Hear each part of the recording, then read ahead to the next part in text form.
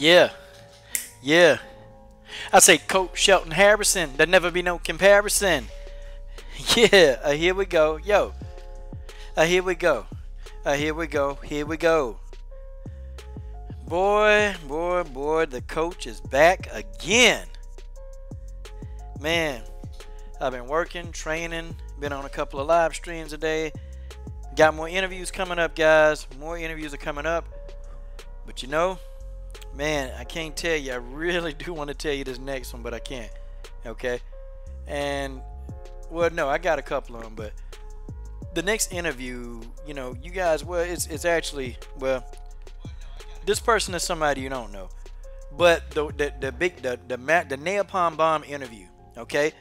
The napalm bomb interview that I got coming up, man, this is gonna bring the house down, okay? And this interview, if I can book this interview, it's definitely gonna legitimize this channel once and for all, okay? It's gonna do it. And it's gonna just debunk every single hater that's come out and just started stuff or tried to say that, you know, it wasn't gonna work. Oh, it's gonna work, okay?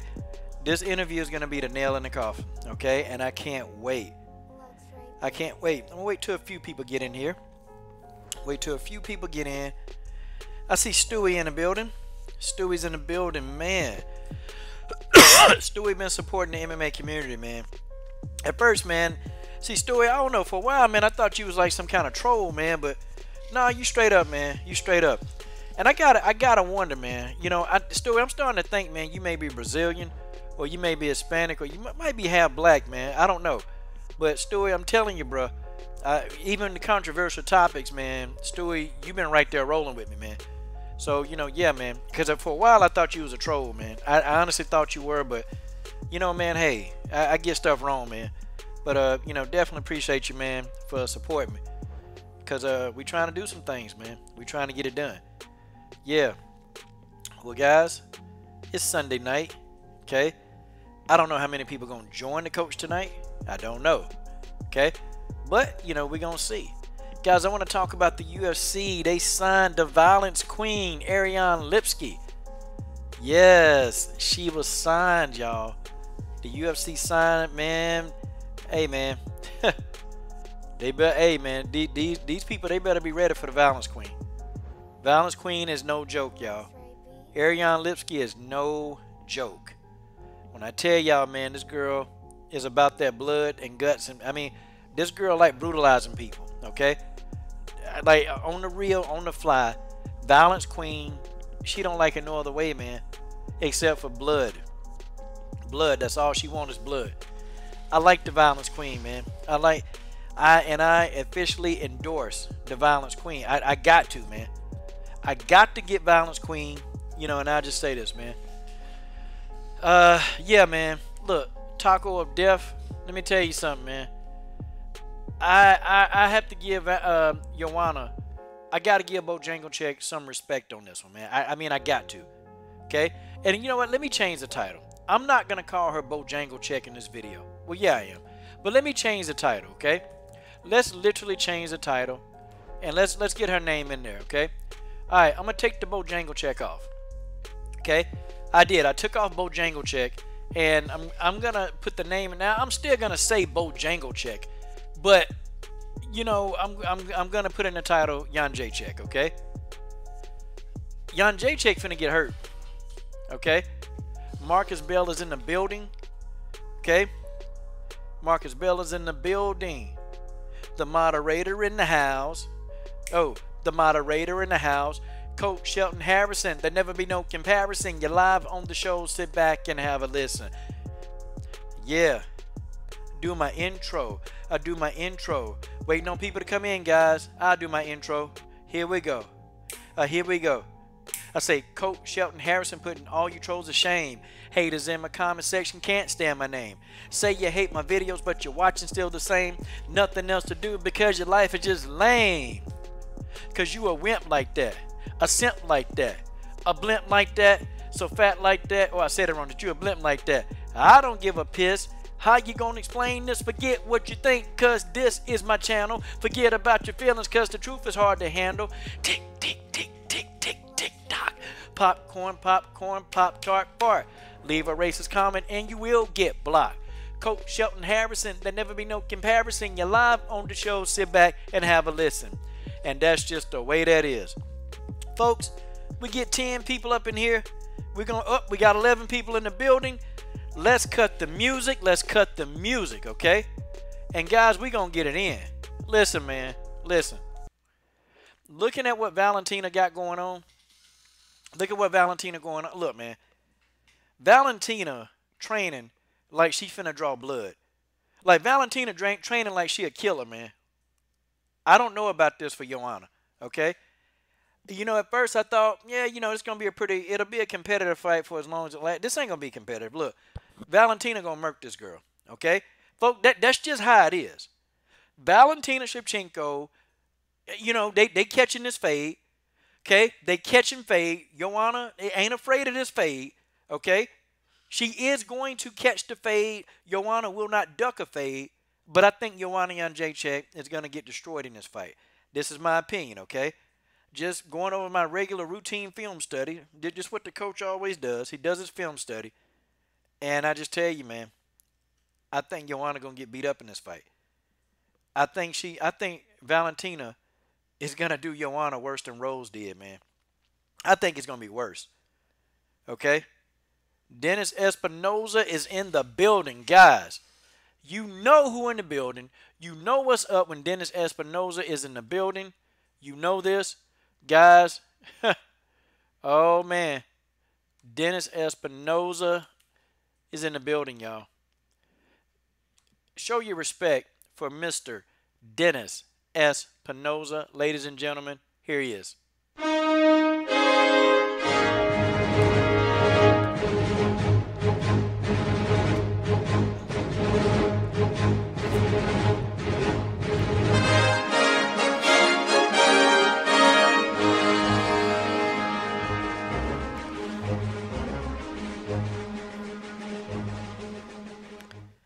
Okay, guys, that's the legendary Dennis Breaking News Espinoza, okay? He's in the building right now. And, guys, you know, I'm about live streamed out, but I'm going to go ahead and get in, and we're going to get this work in, man. We're going to get this work in. We're going to discuss. We're going to talk. And, folks, that's just how it is. Okay, man, you know, really looking at their training regimens, looking at some of their old fights. You know, shout out to the chat. You know, Valentina is really looking like a machine right now, okay? She's looking like a machine. And I knew that this fight was going to happen, okay? I knew that this fight was going to happen, okay? I knew it was. You know, and Roger was trying to hide it. Roger, you can't hide anything from the coach. The coach is going to figure it out. We figured this out long before, okay? Yes. Yes, we're going to figure it out, and that's what we do here, okay? Yeah, Dennis been putting in a lot of work this weekend, man, trying to get in, man, trying to really get this thing popping. You know, got some more interviews coming up this week coming up. Got the special interview coming up, man. Man, I can't, boy. Yes, got some interviews rolling around, man. Thank you guys for the Tatianna Suarez interview. Man, it was golden, man. It was golden. And Tatianna, man, is a fan of the channel, man. You know, she's a fan of the channel. I couldn't believe, you know, I didn't know she was a fan of the channel, you know. I had no idea. But yeah, man. I mean, I enjoy speaking with Tatianna. She really remind me of my younger sister, man. That's who she remind me of. Like, it's weird, man, because I felt like I was talking to my sister, like my young sister. And I know, you know, because they got some of the same tendencies, you know, and they say some of the same words. It's crazy. And I was telling her that. She started laughing. I'm like, yeah, you know, I got a younger sister, and it just seemed like, you know, I'm talking to her. But yeah, man, I've been putting in some work, man. Still writing an article for Talita Bernardo. Yeah, I'm writing an article, man. Wow. Yeah, a news article that's going to go on ldbcsports.com. Guys, the return of Amazing Eric. He's going to moderate on the Come Get This Work mobcast. He's going to share the duties with General Africa. So I can't wait for Amazing Eric to come back on the scene. We're about 3 weeks out for Amazing Eric and when he's going to come back, okay? We got 3 weeks. And I think Amazing Eric is going to be ready. Him and General Africa, they're going to share the duties. And, yeah, man, the Come Get This Work mobcast is going to be a hit, man. I'm telling you. We got 108 subscribers. We're trying to get to 1,000. folks. We just gonna keep doing it. Okay. Yeah. Okay. So guys, my whole thought process in this is that, Joanna struggles against southpaws, man. We all know that a straight left hand is Joanna's kryptonite. She can't see them coming. She don't know they coming. And it just gets to a point where, is Joanna going to make adjustments to that style? I haven't seen anything that would, allude to me seeing that Joanna's going to make an adjustment, okay? I haven't seen anything like that. Like, I haven't seen, like, Joanna adjusting. Like, Joanna, come to find out, Joanna Jerdrzejczyk, she's been susceptible to a left hand for most of her career. It's just Joanna is so damn good that a lot of fighters, they're not able to exploit that weakness. You got very rare, man, very few fighters like Jessica Andrade, man. She's not more skillful than Joanna. She couldn't exploit that weakness. I mean, let's really think about some of the fighters in the strawweight division that can't exploit the weakness. Okay, I mean, Felice Herrig, I'm sure she probably couldn't exploit that weakness in Joanna. You got plenty of fighters. Michelle Waterson couldn't do it. Jessica Panay definitely couldn't do it. She beat the wheels off Jessica Panay. Like, it's like Joanna has this flaw, and it's been there for so long because nobody could stop her. Nobody had the talent or the skill to stop Joanna. Like, people couldn't take her down. They couldn't strike with her. So it's like, basically, you just had to stand there for 5 rounds and get beat up. That's the history of Joanna, but we know Valentina not going to do that. Valentina going to pull out every stop against Joanna, and she's gonna make it known. And I think Valentina's going for the stoppage. I think Valentina is going to stop Joanna Jędrzejczyk. I believe that. I think that it's going to happen, okay? I do believe it. Yeah. She's going to stop Joanna. Guys, you heard it. I'm just telling y'all what's going to happen, okay? It's going to take Valentina a little bit of time because this ain't Priscilla Cachietta. But I think Valentina in 3 rounds will be able to stop Joanna, okay? I think Valentina will 100% surely, if Valentina fights the way she fights at 125 pounds, look for the stoppage, okay? Look for the stoppage, okay? We'll go for a quick break here, guys, as I really begin to go in there. 18 of y'all watching. And, I do intro videos for the ladies. Hadn't done a while, but, this is one of my favorite ones, guys. The Holly Holm intro video. No one knows what goes on inside my head. There's a new kind of poison, and it's starting to spread. But I didn't think the antidote was in my hands. I can change my plans. I can change my plans.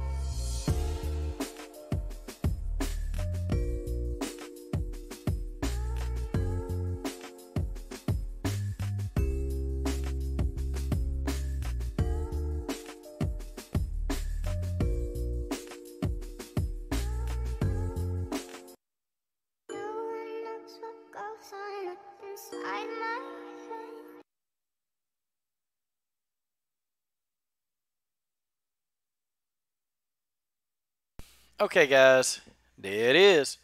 Okay, that's the preacher. That's actually intro number 1. I made 2 intro videos for Holly Holm, but there it is. Okay, the general is in the building. Okay, General Africa has entered the building. Okay, and General Africa. Okay, he says home, Markos, Grasso, Cyborg. My favorite intro. You know what? I'm currently redoing Alexa Grasso intro. I'm currently redoing it. I'm doing that one, so that one's gonna be even better. But I'm thinking, man, man, I like Antonina Shevchenko intro better. That's my favorite one. Okay, I think I put more effort and time into that one. I think the Antonina Shevchenko is my favorite one, man. And hey, it is what it is. But yo, man, so this Shevchenko fight, like Valentina, man. Valentina's gonna be on a mission, man. She's gonna be on a mission, and she gonna get this dang. Valentina finna put some work on Joanna, okay? Valentina finna put some work on Joanna. And guys, I forgot to tell y'all, there are featured channels, man, that I'm gonna start putting in videos, man, because there are a few people that I want General Africa, channel MMA with Jay. I want these channels to get to 1,000 subs ASAP, so I'm going to start doing channel promotion. I'm going to start doing channel promotion, and just when I make a regular video, I'm just going to put their logo and their likeness in the video. And then, I'm going to try to persuade people to go to those particular channels, okay? But what do y'all think, man? What do y'all really think? Do y'all think Joanna really, really believes she can win this fight? Or do y'all think Joanna just doing this for the money, okay? Like, just be real. Be real. Like, hey, y'all tell me straight up, okay? Y'all think Joanna is doing this for the money? Like, you think she want to pay there, or do you think Joanna really, truly, wants to win this belt? See, I don't know, man. It's with Joanna. Sometimes it's just hard to gauge Joanna. It's hard to gauge her sometimes. You know. Okay, General says she thinks she's gonna go in confident. Yeah, you know what? I agree with you. I agree with you. I think Joanna is gonna be confident. I've never not seen an unconfident Joanna. Like, that's one thing about Joanna that she might be delusional. She might talk a lot of junk. But she's very confident, and she thinks highly of herself, big time, okay? She thinks highly of herself. And, man, but Joanna took the fade. Like, it's amazing. This is, like, Joanna, I don't know, man. I don't even think Joanna did this. I think Joanna fights for legacy. Like, honestly, underneath all that stupidity, all the dumb, ignorant stuff that she say, well, right, ignorant, racist, I think Joanna really does fight for legacy. I believe she does. I actually, deep down inside me, believe that Joanna Jerdrzejczyk fights for legacy. I think she do. Like, it's a lot of fighters, though, they don't fight for legacy. Like, Nico wasn't fighting for legacy. Hell, Nico didn't even want to fight for a payday, y'all. Nico didn't want to fight for the biggest payday of her career. Megan Anderson definitely ain't fighting for no legacy. Jermaine Duranda may not fighting for legacy. These people, they're not fighting for legacies. They're not. They're not fighting for legacies. That's just how it is. They ain't fighting for nothing. Okay? They're fighting for what they think is their popularity. See, these people, man, that's ducking fades, you know what their problem is? These people, they want popularity. They want all the benefits that come with being a great fighter. They want that, but guess what? They don't want to really work they don't want to work to have the heart of a champion.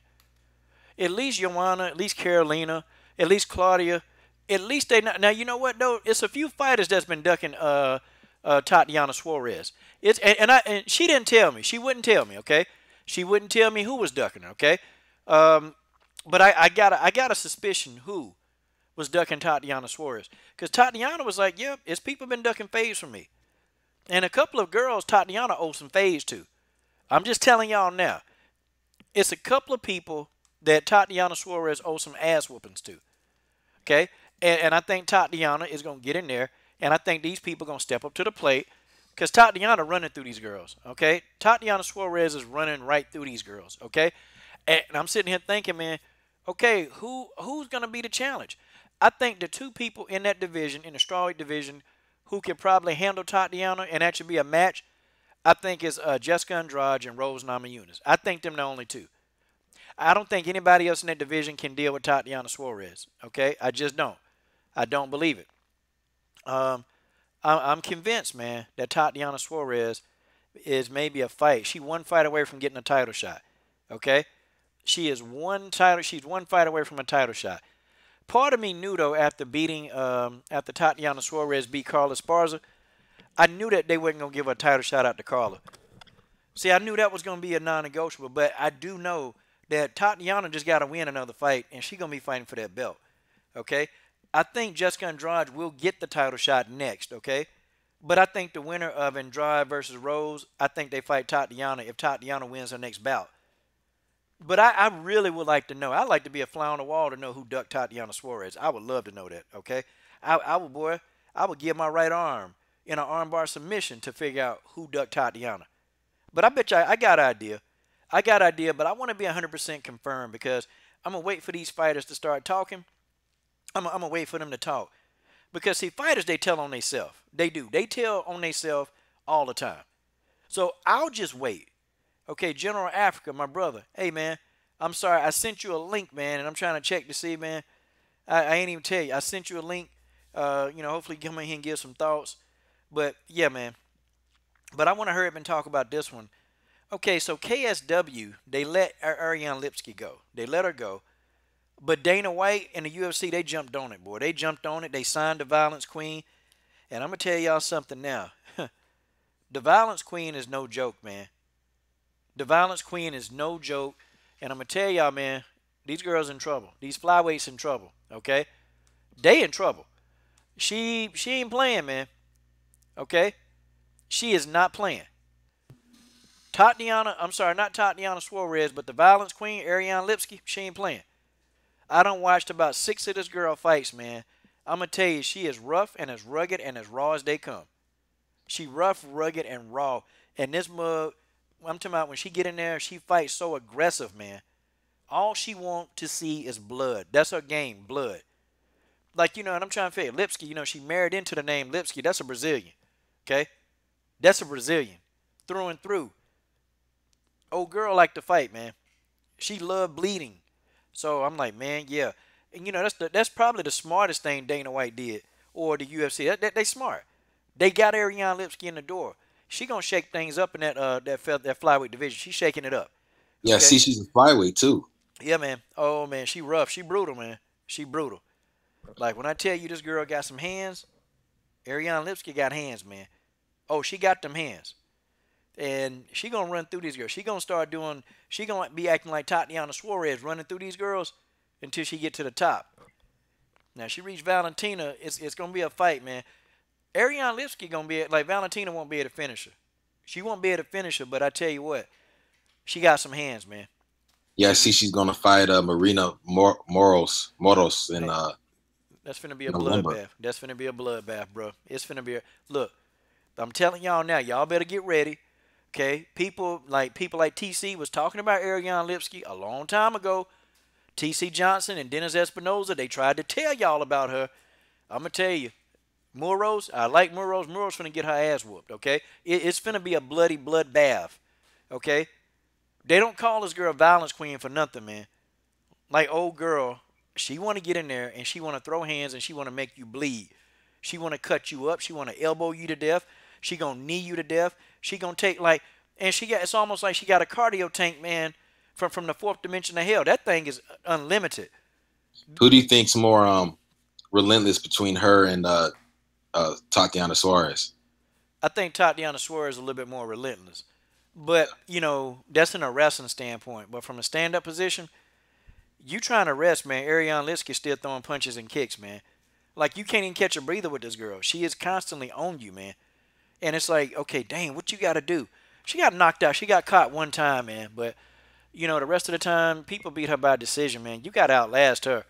And you can't just go in there and think you're going to beat her up. You got to outlast Ariane Lipsky, man. You got to outlast her. And you got to wear her down for her to take a back seat and stop coming at you so hard. Because, man, I feel bad, man. I feel bad for Muros. Muros going to get in here and get destroyed, man. I'm telling you now. And Muros, I like her, man. I met Muros when she came here to town, man. I met her. But it's a wrap. It's a wrap. Yep. And she fast too, man. Ariane Lipsky is fast as hell. I mean, she fast, man. And I just don't know what else to say, bro. I don't know. I'm looking at some video of her right now, man. Yeah, I was just going through her shirt dog and stuff, and definitely gonna do more research on her. Those fighters that have that motor. It's very hard. It's very difficult to get them off of you. And she aggressive, man. Her takedown defense, it's okay, man. It ain't the best. She can be taken down, but I got a category of fighter. I call them squirmers. When you put them on the ground, they constantly moving, and they hard for you to get top control or even side control. It's hard. It's hard to get a side mount on these people because they constantly moving. But she's got that ability to get back up. She's not the best ground person, but she knows how to get back up off her back. That's the one thing I got, man. She can get off her back. She's got a submission game. She's got one that's pretty decent. But she's no joke, man. She's no joke. Like, Lipsky, I think she's going to get in there. She got some hands. I don't think she can beat Valentina. I don't think she can. But I think she'll give Valentina a tough-ass match. I think she will. The girl hands are good, man. You talk about those squirmers, coach, and how difficult it is to get them up off of you when they got you on the ground. And that was the reason why I felt that Randa Markos won her fight. She's another one of those. I was just like, the time that she spent, I just want to throw this in there too, because I didn't get to really say anything about that. It's ridiculous that this woman can be on top of you, dominating you, pounding, ground and pounding to you, right, for the vast majority of a round, multiple rounds, and then you get a draw. And it's like, it's ridiculous, man. But it's hard to see. It's hard to really keep those people off of you. Like her opponent, Rodriguez, she was one of those people with that motor, and a consistent barrage against somebody like that, it helps. But I just wanted to throw that out there, and that was just ridiculous, man. Yeah, you know what, man? And to the people that's saying, well, Randa Markos sucks as a wrestler. Okay, well, let's see you go in there and wrestle with her. I guarantee you, mostly anybody, 99% of people who type on a computer, I bet she can take you down. I bet you Randa Markos. I mean, how about y'all go in there and grapple with Randa Markos and see what happens? Let's see how you like that, okay? Randa, she don't have power, okay? See, Randa, you got fighters, man, that no matter what, they're never going to have power, okay? They're not going to have it. They're never going to acquire it no matter how much they lift. They're just never going to have power, okay? And Randa's one of those people. You got people that they may not even have the skill set to submit everybody. Randa's one of those people. She can wrestle. But she's going to be the fighter that's not a finisher. She's going to always go, okay? She's going to always go to the finish. She's going to always go to the judge's scorecard. And that's just how it is, okay? Now, I see somebody, who is this, Welch? Let me tell you something, man. You come in here, you start any mess, we blocking your ass, okay? That's just it. You came in laughing, I already know what's up, okay? Better behave in here, bro. We watching you. The wrench gang is on you. We're watching you, okay? But, yeah, man, it's one of those things with Randa. And I started looking at the judges, man. I really took a look at what these judges, how much they make, man. These judges, they don't really make a lot of money per fight.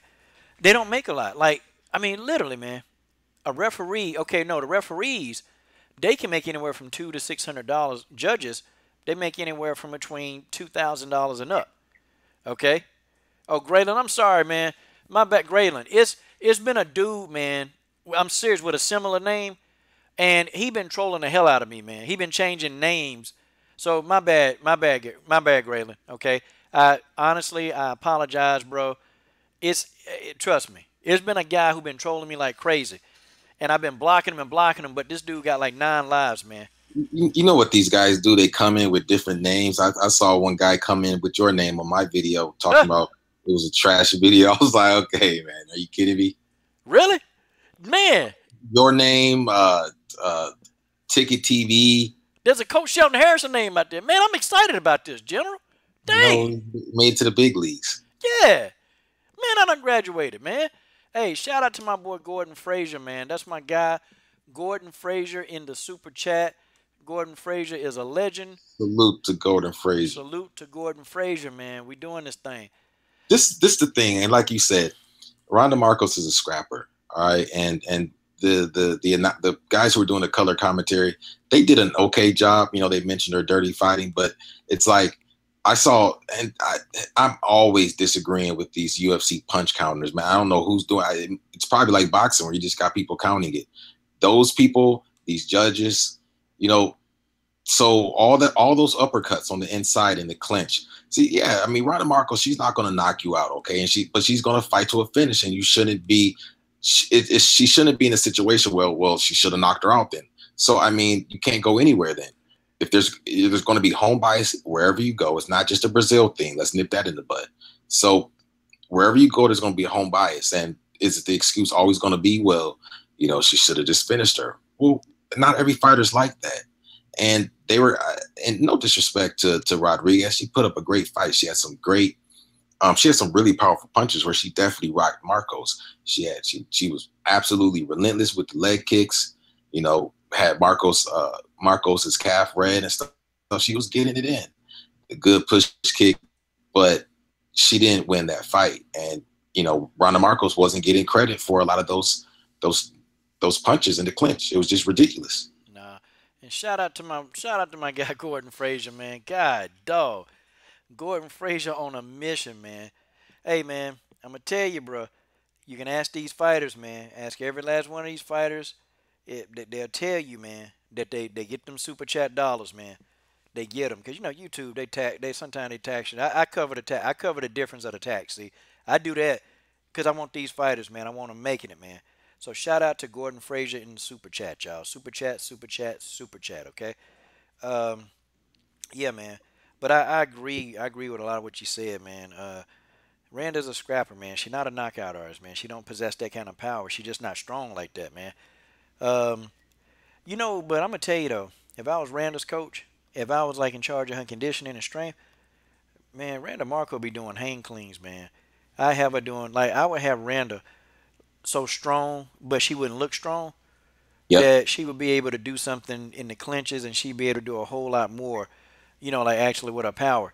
Because you can, you know, sometimes I hate when people say, well, you just either you got power or you don't. You can build power. You just got to know how to do it. And Very see, true. Randa, she's one of those people, man, that for some reason, no matter how hard she work out, she can't acquire it. But there's certain lifts that you got to do that's going to increase your explosion. And then when it increases your explosion, then you can get the drawback and the kickback of the power that accompanies the more explosion you have. See, sometimes it's not all about packing on muscle mass. It's about putting on, making your fast twitch muscle fibers do the job. And hers, man, it's just that she don't generate that kind of torque, man. She don't do it. And you know, that's what I would do if I was her, man. If not, if she keep weight training the way she weight training and gaining strength and conditioning, then well, you know, she's probably gonna be at the mercy of the judges. She's gonna be at the mercy, okay? She's gonna be at the mercy of the judges every time a fight goes down. And that's just the way that is, man. She is going to be at the mercy of these judges, and she's going to have to understand and get used to it, man. Like, where she dominating a fight, man, she got to do that for 3 straight rounds. And see, unfortunately for people like Randa, it's not doable. Because these judges, man, you got to look. They sitting there making $2,000, man, for the fight. Most of these jokers, some of them, they got to stay there. You know, some of them got to judge 2 and 3 fights. Now, they get paid per fight, though. So if you judging 2 and 3 fights in a night, you know, like one night you can make what, $6,000 just sitting there, you know. But again, that's not a whole lot of money, man. Think if you don't judge, if you judge like every so often, that ain't a lot of money. So these judges, they're easy to bribe, man. You can give these judges some money in the envelope, and many judges, man. Yeah, I seen a documentary on a judge that said he was giving some money in the envelope by a promoter. So it's real. We know this happens. It's not. Judges can be bought off, man. They all can be bought off. They can be bought off. They be taking these guys out to lunch. They be taking them to dinner. They be buying these judges all kind of stuff, man. You know, just to ensure that they go for their fighter. Promoters, they've been doing this for centuries and decades, man. I'm talking about for decades they've been doing this crap. So I'm gonna tell you, them judges were biased. Them Brazilian judges, and you know, the hometown the crowd decision. was biased. The crowd, and a lot of the crowd was biased too. And that's not to attack the crowd. I mean, they're going to go for the Brazilians. I feel, you know, I definitely feel that. But I think it goes to your point about the judges, whether they thought that they were going to be upset, because there were a couple times when Markos was on top of Rodriguez. Oh, they were booing her. And yeah, they were booing her and stuff. So I mean, that definitely, you can't say that didn't play a role. It definitely played a role. And like the color commentator said, she went from a half mount to a full mount. She was on top of her. You know, it was a very good maneuver. Very great maneuver and great work that she put in. The crowd was booing. I'm like, okay, well, you know. And she did some high-risk maneuvers, man. She did a head and arm toss. You know, that's a high-risk maneuver, man, because, you know, the person can take your back, man, when you do that head toss, that hip toss. They can take your back. But Randa Markos, not only did she do one of those, she did 2 of those, okay? And Coach, that's why what you said about the hang cleans, I just want to, you know, just so the chat knows, like, that's why that point, you were so on point with that comment, because something like that, it would have been probably more successful if she was a little bit more stronger with those Olympic lifts and stuff. And we're not saying she doesn't do that, but it's probably not it will make dividends. The more you do it, the better you do it. And that, you know, that was a great point that you brought up, because she would have been more successful. I think we're talking about the same thing. We tried to flip her over her back or something like that. Bro, I'm gonna tell you, man. I done seen Randa. I done seen her in person. I talked to her for about maybe 10 minutes when she was here. Man, like I can see down on the top of Randa head. That's how small she is. Like Randa is, she tiny, and compared to the other like straw weights, she's a small one, man. So it's like, okay, so you get her in there, man. She just don't match up well against some of those bigger straw weights. And now another thing though I noticed, man, you know, Randa not that good at checking leg kicks, man. It's too many of them leg kicks that go unchecked. And so toward the middle of the fight, she started trying to do it, but you have to be able to anticipate the leg kicks, okay? See, I've always been told by my sensei, man. He used to say, he said, look, if you're looking at a person's fist to try to slip and get away from a punch, they already hit you in the face. He said, man, you got to watch body language. You got to watch movement of the body, the total body. You're supposed to look at a person's shoulders, man. You look at their shoulders to slip a punch. You never look at a person's fist and say, I'm going to slip the punch. The same with leg kicks, man. You can't look at a person's leg to actually check a leg kick. You got to look at the core, man. You got to look at the midsection. You got to look at what the core is doing, okay? What the solar plexus are doing. What are they doing? That's how you determine if the kick is coming. See, Randa not good at that, man. There's some fighters, they can check every leg kick thrown at them, okay? They can check every single leg kick coming at them. Randa just not that. She just not that kind of person, man. She can't check a leg kick, and that's something, man. She need to work on because let's say if she ever get to a point where she fighting a fighter like Joanna Jędrzejczyk gonna chew that leg up, man. If you can't check leg kicks, it's a wrap for you. Joanna will beat you with leg kicks, and you got fighters that can do it, man. And Randa would have to be able to shoot in, and I think that kind of hurt her a bit when she said, she was trying to do some of those double leg takedowns, and when your leg hurting. I'm gonna tell you, man, have somebody kick you in the leg and don't check it. That's a painful thing. It's painful, man. It's painful as hell. It looked like she almost buckled her a few times. And one thing I'll say about Rodriguez's team, they did really good scouting because Markos has that beautiful capoeira style, but one thing about her, she is very lead leg, left foot dominant, and that helps kind of get her low and with the head movement, but it also makes it a lot harder for her to check these kicks, but that just needs to be figured out, and that's what the coaches and her are going to have to do. Well, my man Graylin Walsh, we know he in a troll now, boy. I tell you, man, shout out in the super chat, Graylin Walsh. Absolutely. We definitely, we putting that to good use, man. It's for the fighters, okay? And General was like, one day, man, coach, man, you work hard on the channel. You got to put some of that up, man, for you. I can't do it, man. I can't do it. I got to give it to the fighters. I would love to. I can't do it, man. Because I know it's some fighter that want some groceries. I know it's some fighter that want to throw a little gas in the car. They out there, man. They out there. And then TJ347 gave Jasmine Pouncey. He don't even know Jasmine. He gave $150, man. And you know what? That's just a quick comment, and that's the difference between you. People are like, look, it is what it is. That's the difference between coaching some of the disingenuous folks out here, and the fighters, they recognize it. People tried to come on and try and mischaracterize you. The fighters know what's up, and that's why the fighters keep coming. No fighters ever said anything negative about coach. They keep coming on. They keep giving coach their time because they appreciate coach and they know what coach is doing. I'm not going to say too much about it, but I'll put it to you like this: these fighters appreciate what coach is doing. I just had, fighter tell me, man, I sent coach the video. She was like, wow, that just moved me to tears because it means a lot what coach does. So, I mean, that's just the difference. It is what it is. Hey, man, appreciate this. Appreciate that, General, man. Honestly, man, I really do, man. And I value a lot of y'all. Now, here's what I'm going to do. Speaking of that, this is a good way to lead into this, man. Okay, I ain't going to say his name, but y'all know my boy. Y'all know, because he wasn't embarrassed, man. He just don't want it to be like, out there, man. You know what I mean? He ain't want to be mentioned, And so, out of respect, I'm not going to mention him. But he came into my boxing live stream and he said, I was politely declined. So he reached out to Team Kayla Harrison. And y'all might know who this is. I'm not going to mention his name. He asked me specifically, Coach, it's not a big deal. But here go the thing, man.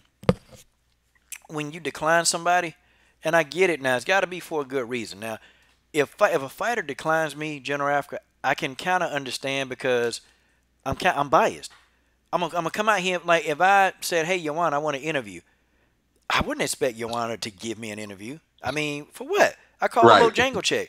Why would she even think to give me an interview? Okay, why? It won't even make sense unless she haven't seen any of my videos. And I'm pretty sure if Tatianna Suarez done seen, she watched my video, I'm sure Joanna done seen a video or two. So, no, she's not. So I won't get butthurt about that. I already know what it is. When I ask a fighter, I could be 50-50 because the fighter that I'm trying to interview, I may have never talked junk about him. But I may have talked junk about a friend of theirs, and they won't give an interview. Okay, cool. I'm with that. I'm with that. But for this person, and I got a vested interest in seeing this person succeed. Not because I'm getting something out of that, not because I want something, is I like to see people who hustle. I like to see people who, they done had everything just go against them in life, and then they finally find a niche to do something well that they're good at. See, I like to see people like that get ahead. I like to see those kind of people because those are the people, when they make it, man, those are the people that can give a testimony that they can help somebody else get through the rough times of what life has to offer. Exactly. But he told me, he said, yeah, man, Team Kayla Harrison, they declined my invitation for an interview. Now, let me go ahead and tell y'all something, man. Some fighters are smart, and I'm doing a separate video on this, okay? Some fighters are very, very smart. Some fighters are just ignorant, very ignorant as hell. And some fighters, they got dumb management teams behind them. Because sometimes the fighter, they would probably like to interview with you. Like Jessie Rose Clark. Jessica Rose Clark wanted to interview. I'm just telling y'all now, she wanted to come on here and talk to the coach. But Jessie Rose Clark manager told her, no. For whatever reason, because I've always supported Jessie Rose Clark. But the manager, for whatever reason, he said, nah, man, can't interview with this dude. And this is the thing that some of these fighters don't understand. We are underground MMA. That means you, me, people like, you, me, who else? People like Channel MMA with Jay, Full Time. We got a direct link to the casual fans. Like, we right there talking to them. We talk to them daily. We talking to thousands of people daily, okay? Because throughout some point in the month, they get your video. Like, everybody don't watch your video at the exact same time. But no, but they find it. They You can say thousands of people, man, daily. We're reaching thousands of people. And I'm going to tell you, man, some fighters, they get that. Some fighters get it like, oh, okay. They got a direct link to the casual fan. Like, I take Roger, for example. Roger wouldn't have Valentina on here, man, if I was, like, constantly making videos about Valentina ducking people. He wouldn't have her on here. Look, Roger understands because Roger's a multimillionaire. He's rich. He's rich for a reason. I mean, rich people don't get rich because they just happen to get there. They get rich because they're doing a lot of things right. And Roger always wants to know, what is the casual fans thinking? He'll watch this channel. He'll watch your channel. He'll watch a lot of channels because we have the inside knowledge on the casual fan. We he's very in tune. Yeah, he's in tune. Because you know why the casual fans are so important? And Conor McGregor understands this. Conor looked at Dana. He said, yo, this is a press conference. Why the fans not in here? We need the fans in here like we used to have it. The fans pay the bill. Like, see, an idiot, an imbecile like Conor McGregor understands this. So you would think somebody like Kayla Harrison would have enough common sense to understand that, but she don't. So now you piss off because not only are the underground MMA channels, when we ask for an interview, we're probably already fans.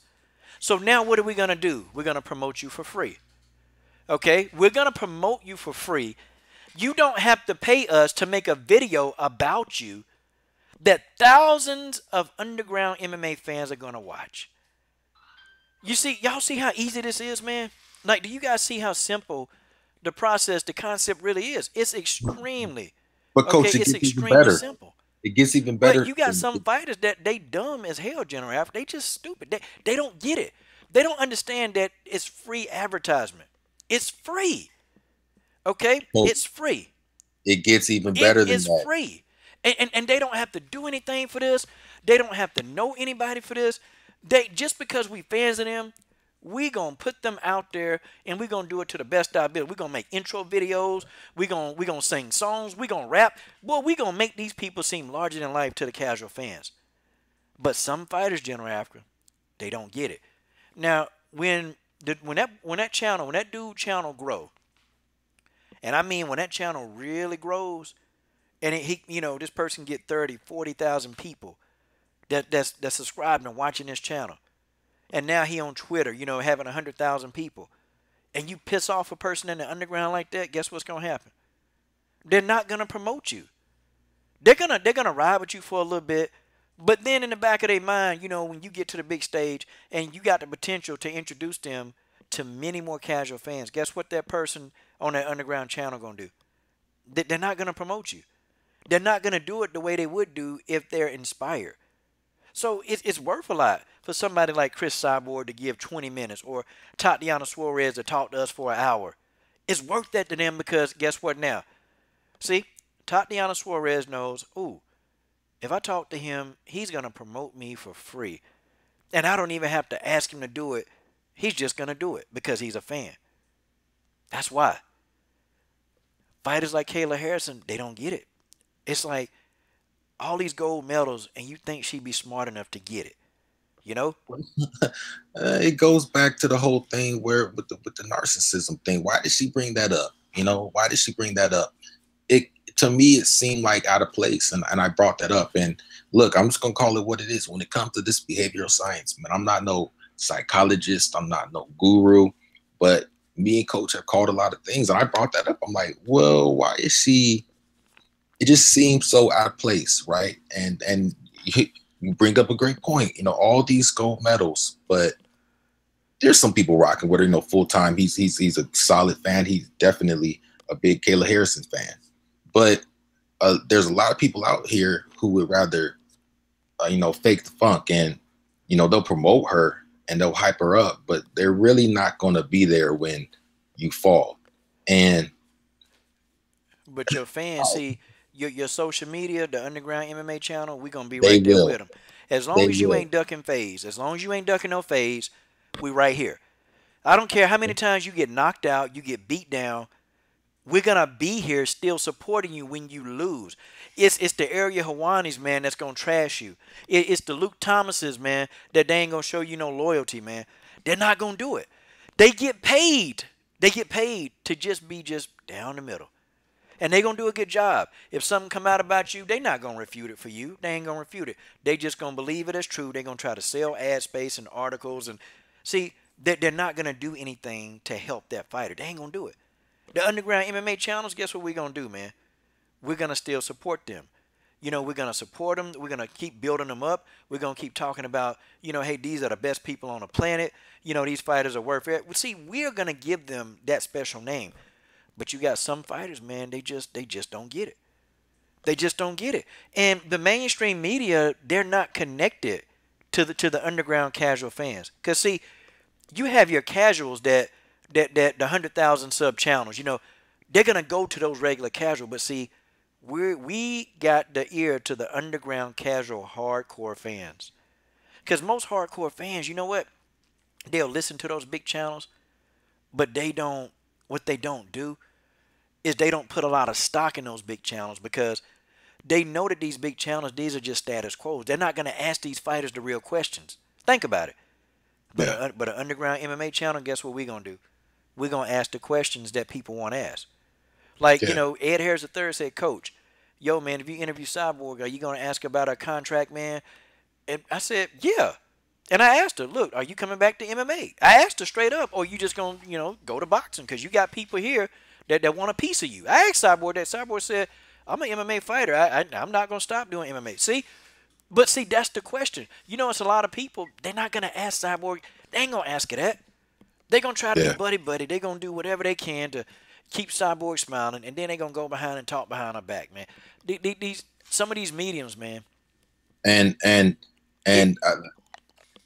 one more thing, and people are going to come in because I got to stay 2 steps ahead, man. And I already know somebody's going to come in and say, oh, we're jealous of a big. There's nothing. Coach has nothing to be jealous of. Nah, I ain't jealous of them guys. Coach is getting all types of interviews, all types of growth, and it just is what it is because these fighters recognize what type of coaches love for the sport, and they respect them for that. But these big publications, what they do is, and I want to make this clear, what they will do is they'll go to our videos and take our talking points we talk about, and then they'll ask them like some type of cleaned up version of it, or they'll steal our material. That's what they do. That's a fact. And they don't give credit for it. But so they'll get. You see guys like Sean Porter and some of these fighters or whatever. They'll interview with Kevin Iole, and no disrespect to him, but the real fans aren't watching for Kevin Iole. He's this big dude for what, Yahoo Sports or something. He's getting like 50 views, 100 views. So Coach's channel gets 1,000 views, multiple thousand views, and it's only six. Not only, but it's seven, close to almost 7K subs now, and Coach is getting all this. Why? Because Coach has the pulse to the streets, man. To hardcore fans, that's what it is. Sorry, I got my dip in. I was doing. I like those guys. I like them guys. Luke Thomas, and somebody said Luke is pretty. Keeps it level. Yeah, Luke Thomas he's not gonna toe the water, but Luke Thomas, he's not gonna support you, and he's not gonna be against you. But if there's a lot of people that's saying the same thing, Luke Thomas kind of has a tendency to say that, Like, the mainstream, they're going to be on one side, or they're going to be in the middle. Like, it could be something, man, that's completely just, out the box, but they're not going to say, oh, that's not true. They're going to do what's good for publication, a lot of them. Luke Thomas is pretty even keel. He's probably one of the ones that, like, when he did the interview with Nico, he was pissing me off. Like, dang, man, why is he asking her that? No, man, you need to ask her, look, why the hell are you so scared? Why are you so scared? Like, are you serious? What are you scared? Why don't you want to fight Valentina? You know that what you just said is a lie. You lied to me. See, I'm thinking to myself, that's what I would have said. Like, you're lying. You're not telling the truth. We know you didn't want to fight Valentina, but the thing of this whole thing is that, Kayla Harrison, you turned down a good friend who's giving you free advertisement. The only person who think that you got something ready for Cyborg. The only person, okay, who think, hey, I got something for Cyborg. And he believed that. He believed it, okay? He believes that, Kayla Harrison can defeat Cyborg. But then you go and say, oh, well, we can't, we don't want to interview with you for whatever reason they think. If they told me no, I get it. I know, because I'm controversial. I say things, and I shouldn't say it. And I'm not going to get an interview with a lot of fighters. I realize that, okay? I've had people tell me, like, Coach, if you wasn't, like this, or if you said this, you would probably get all the interviews you want, man. But I can't do that because that's my nature. I can't just do it. I have to be who I am. But this person, he's unbiased. The person that reached out to Kayla, he's unbiased. And it's in his nature to be unbiased. So you mean that person not worthy of an interview? What? Are you serious? And most of these managers are clueless, man. They clueless. They don't know. They really don't know. But I tell you, man, you wait. Some of these underground channels that they taking a dump on, man. Some of these underground channels, you know what's gonna happen? They're gonna blow up. Okay? They're gonna blow up. And then, these people, they only have to go to fights, man. People are gonna want to seek them out because they're gonna get so many viewerships on their channels. I'm telling you, it's gonna be a massacre. And then, we'll be sitting here looking like, oh, okay, yeah, I remember. Yeah, you said you don't even do interviews with YouTube channels. Oh, okay, yeah, we got that. Yeah, we good. So, yeah. It is what it is. Genesis was asking if you could bring her in. Yeah, man, you got to say it. And my man Iron the Max said Luke saw Ariel offended Nico and knew Ariel couldn't get an interview anymore with Nico. He didn't want to make the same mistake. You know what? I tell you, man. I tell you, it is what it is, man. Sometimes in this whole thing, Nico will eventually have to interview with Ariel if ESPN, if she want to get on ESPN, she's going to have to interview with Ariel Helwani. I mean, he's the MMA guy for ESPN, so she can't get around it. She'll interview with him again. She might not like it, but she going to do it. And especially if the UFC, they saying, yeah, you finna interview with Ariane Hawani. She ain't gonna have no choice. Yeah, I don't think Okay. it'll be a choice. Yeah, you know what, Leon? Yes, Luke Thomas did defend Chris. He sure did. Okay, I stand Yeah, corrected. and I'm not saying none of these people do. You know, some of them ask good questions. Luke Thomas did. He sure did. So Yeah, Leon Doubleson is right on that aspect. yeah. And I mean, if I'd understand if I don't do interviews or whatnot, but I'd understand because I don't want to speak for coach, but I'd understand if like Joanna or Megan Anderson didn't give me an Oh, hell interview. If no. I or Nico, I'd get that. So it's no spilled milk there. But you know, so that it is. But it goes to your point about the managers for some of these fighters. It's like, look, I'm human, so I'm going to be biased. I'm not going to add more than what it is, but I'm more likely to go to bat, go to bat for you. And I think some of these managers, I don't know if they definitely don't know what they're doing. All right. But, Hell no. I don't know if it's fear. They think that you'll grab them up, from them because you're so good with, you just know the game so well. I don't know. I don't like guessing. I don't think some of them. I don't think some of them think that you're gonna steal their fighters because that's. I'm not a manager, but I think some of them think that they're gonna have bad publicity. Like dealing with this particular channel and some of my It topics. hasn't happened. It hasn't happened, and it won't happen because there's nothing bad about you at all. I'm just saying, it's Yeah, just, we talk and about the it's issues. just so silly. It's so silly. We It's talk like, about the issues and we call out yeah, racism. I call that out. But if somebody got a problem with that, then well, that's just how it is. They can just have that opinion. They can have it. I don't really care about that. But I'm gonna say what I got to say, and I'm gonna be a real one. I ain't gonna hold my tongue.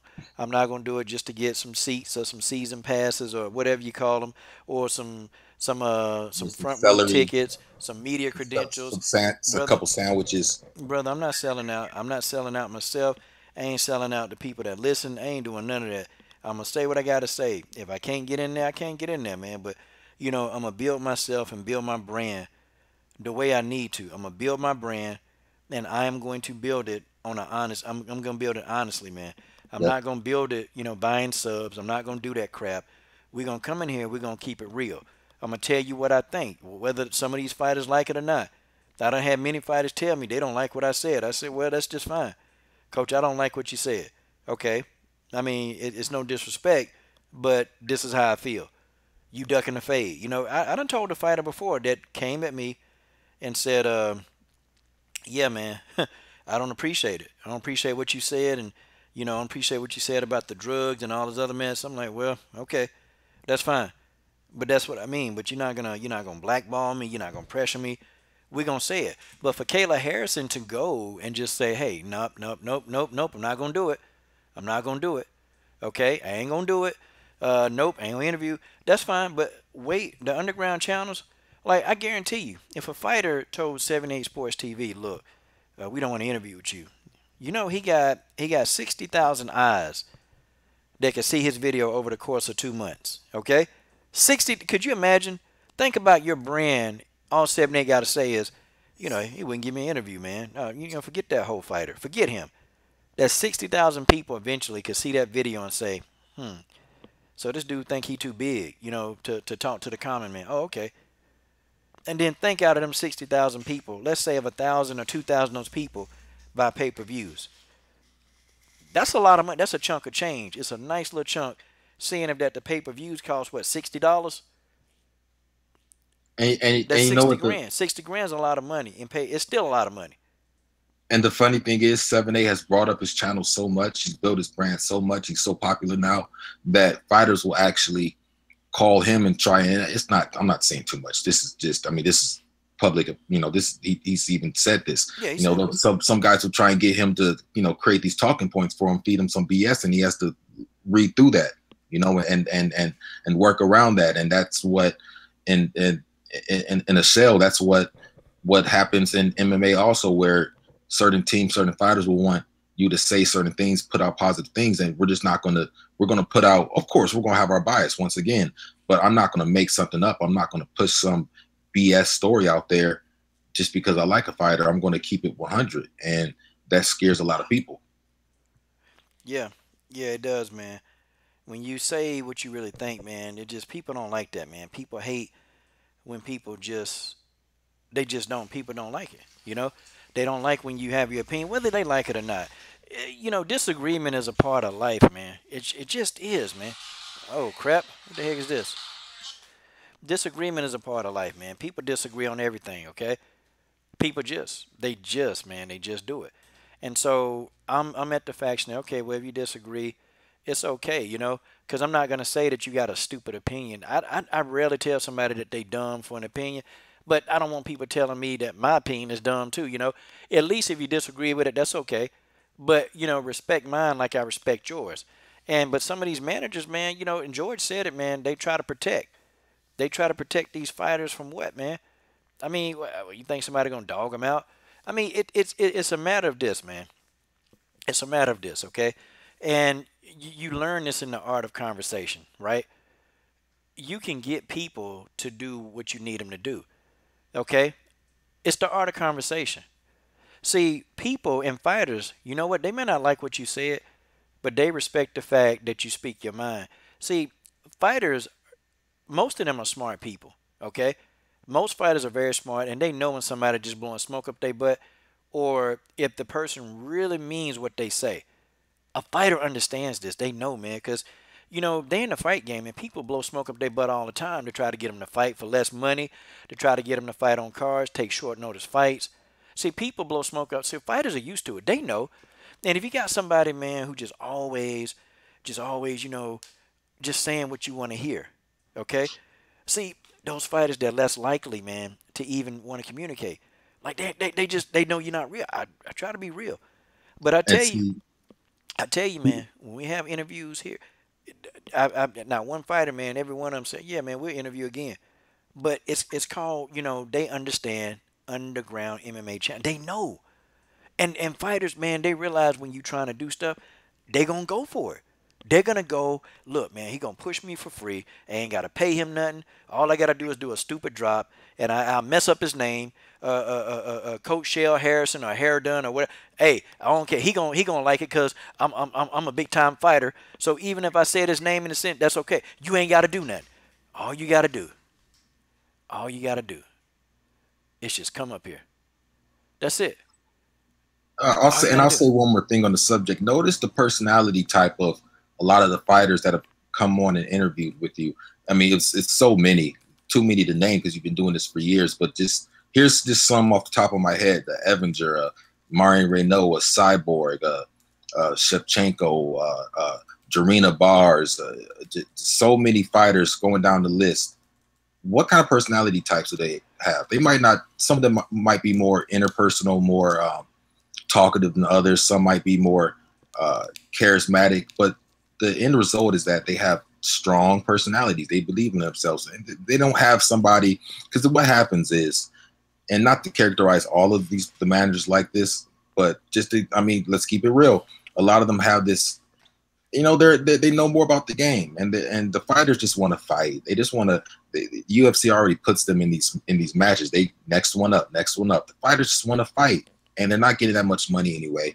So what you have is you have a manager that's clever, is able to kind of talk around, talk in circles, and get you to do this, do that, and before you know it, they're saying, no, don't go to this guy. Why? Oh, because it's too controversial. Everybody's afraid of controversy. So that's what the managers do. And they really, I mean, to a certain degree, the goo goo gaga type, you know, interview type person, the locker room lawyer type questions, it's safer. It's safer for some of these managers. But the real ones, another one, Juliana Pena, it's strong women. Not asking anybody, you know, to dictate what they're going to do. They woke up, they said they're going to do it. You know, it's a choice. Some of them, like the sister from Brazil, doesn't even know English that well, but she's gonna find a way. Hell no. At any cost. Nah, that's the difference. During Talita Bernardo got me typing an article, man. I was a little pissed. I was like, God, dog, man, I type an article. God, dog, I don't want to type no damn article. But then, you know, when I got thinking about it, I'm like, you know what, though? Okay, cool. This another thing I need to really work on. if I have to interview, sometimes I might not get a video interview with him. Sometimes I might have to ask him questions. So, I was looking at it like, oh, okay, yeah, yeah, I roll with you, Toledo Bernardo. I roll with you, but you Yeah. wrong. You wrong making the coach type this up. You wrong. You wrong. I think Genesis trying to jump into. I don't. Genesis. Yeah, we got the sister, the lovely Genesis Green in the chat. I Genesis was Green. talking to her earlier. I'm gonna put Genesis in a Kimura real quick. Come here, Genesis. I'm gonna put you in this damn Kimura, Genesis. Come on. Yeah. Hold your arm out, Genesis Green. I see you got. Huh? I see you got something about. Unless you wanted to touch on this more, but I see you got something on Herrig or something. Yeah, you know what? Yeah. I think to me, Herrick is starting to enter into must-win situations. Okay. Herrick is she's starting to enter into must-win situations. And I don't know, man. One thing, Herrig, like, okay, so I want to say I'm a huge fan of Herrig. I support Herrig. I like her toughness. I like her tenacity. I think that she's strong. She's, people talk about Andrade's body. Herrick's probably one of the most ripped, if not the most ripped fighter in women's MMA. But it's funny and not to take away from Herrig, but people talk about how, Rose ducked Herrig or Watterson or whatever. She chose to fight. She ducked Herrig? No, so Watterson maybe, and then Watterson had to fight Watterson, because did Watterson fight Herrig? Yeah, with Watterson and Herrig, they fight and they finna fight. Herrig ain't scaring nobody out here in these streets. Nobody scared of no damn Herrig. I'm definitely a Herrig fan. I'm a fan of Herrig, but ain't nobody scared of Herrig in these streets. Hello? Can you hear me? No. No. And maybe it was because did Rose fight Watterson earlier on in her career? Yeah, Rose fought Watterson and choked her out. Yeah, and then they were saying that she was trying to duck. She was trying to duck Claudia. Yeah, and it's like, are you kidding me? Nah, she wasn't trying to duck Claudia. Look, man, that whole thing went down because Rose had already asked, man, because Claudia was talking that noise, and Rose was like, "Yeah, I'll fight you. I'm not afraid of you." Rose actually wanted that fight, but see, the UFC. Now I'm gonna tell you, now this is where looks and politics play in. Okay, see, you got Michelle Watterson, right? Michelle Watterson, attractive, put together real good, and she's always on those shows, man. She's always doing commentary sometimes. So Michelle back then she's popular. So the UFC, you got Rose, you got this rebel type girl. Rose running around here like she a damn rebel. And then, Rose is also attractive to a lot of people. So you got two attractive people. You got one who just looked good on camera in Michelle Watterson. You got another, like, she got that rebel kind of beauty. You put the two together, and there you go. Now, Rose ain't got no wiggle room. Rose can't go in there and say, well, I don't want this fight. Please. Rose ain't got no status, man. Rose Namajunas ain't got no status. She wanted to fight Claudia. That's who she wanted to fight. But the UFC, they took one thing, man. They took the looks route, and they also took the money route. Okay, so who's gonna make more money? Can we market Rose with Michelle Watterson, or have Rose fighting Claudia? What's gonna make the money? The UFC, was a test. They made a money decision, man. They wanted to see how much Rose would generate for them. Yeah, man. They got to recoup some of that money, man. Look, that's all it is, man. They put her in there with Watterson, and we're gonna start seeing some more little, I call them good look fights. Like the two fighters, they're gonna try to put these two gorgeous fighters on the card. Like, I'm gonna give you an example. Joanna and Valentina. I mean, okay, I don't think Joanna all that attractive, but look. There are people that do. There are people that think Joanna is just drop dead gorgeous. They believe this, and then you got Valentina in there. Okay, and also too, these two. They're gonna put Kovacevic in there with again. They got the mic skill. Well, Valentina had. Joanna got mic skills. Joanna gonna sell the fight. Valentina's gonna play the good girl. Joanna's going to play the bad girl. They're going to sell that good cop, bad cop, and then they're going to make a whole bunch of pay-per-view buys off of that stuff because Joanna going to sell this fight like no other. You know Joanna going to be in there acting a damn fool, okay? Bojangles going to act a fool, but it's going to sell the fight. So that's why people, they crying. Well, what Valentina, she get to skip right to the front of the line.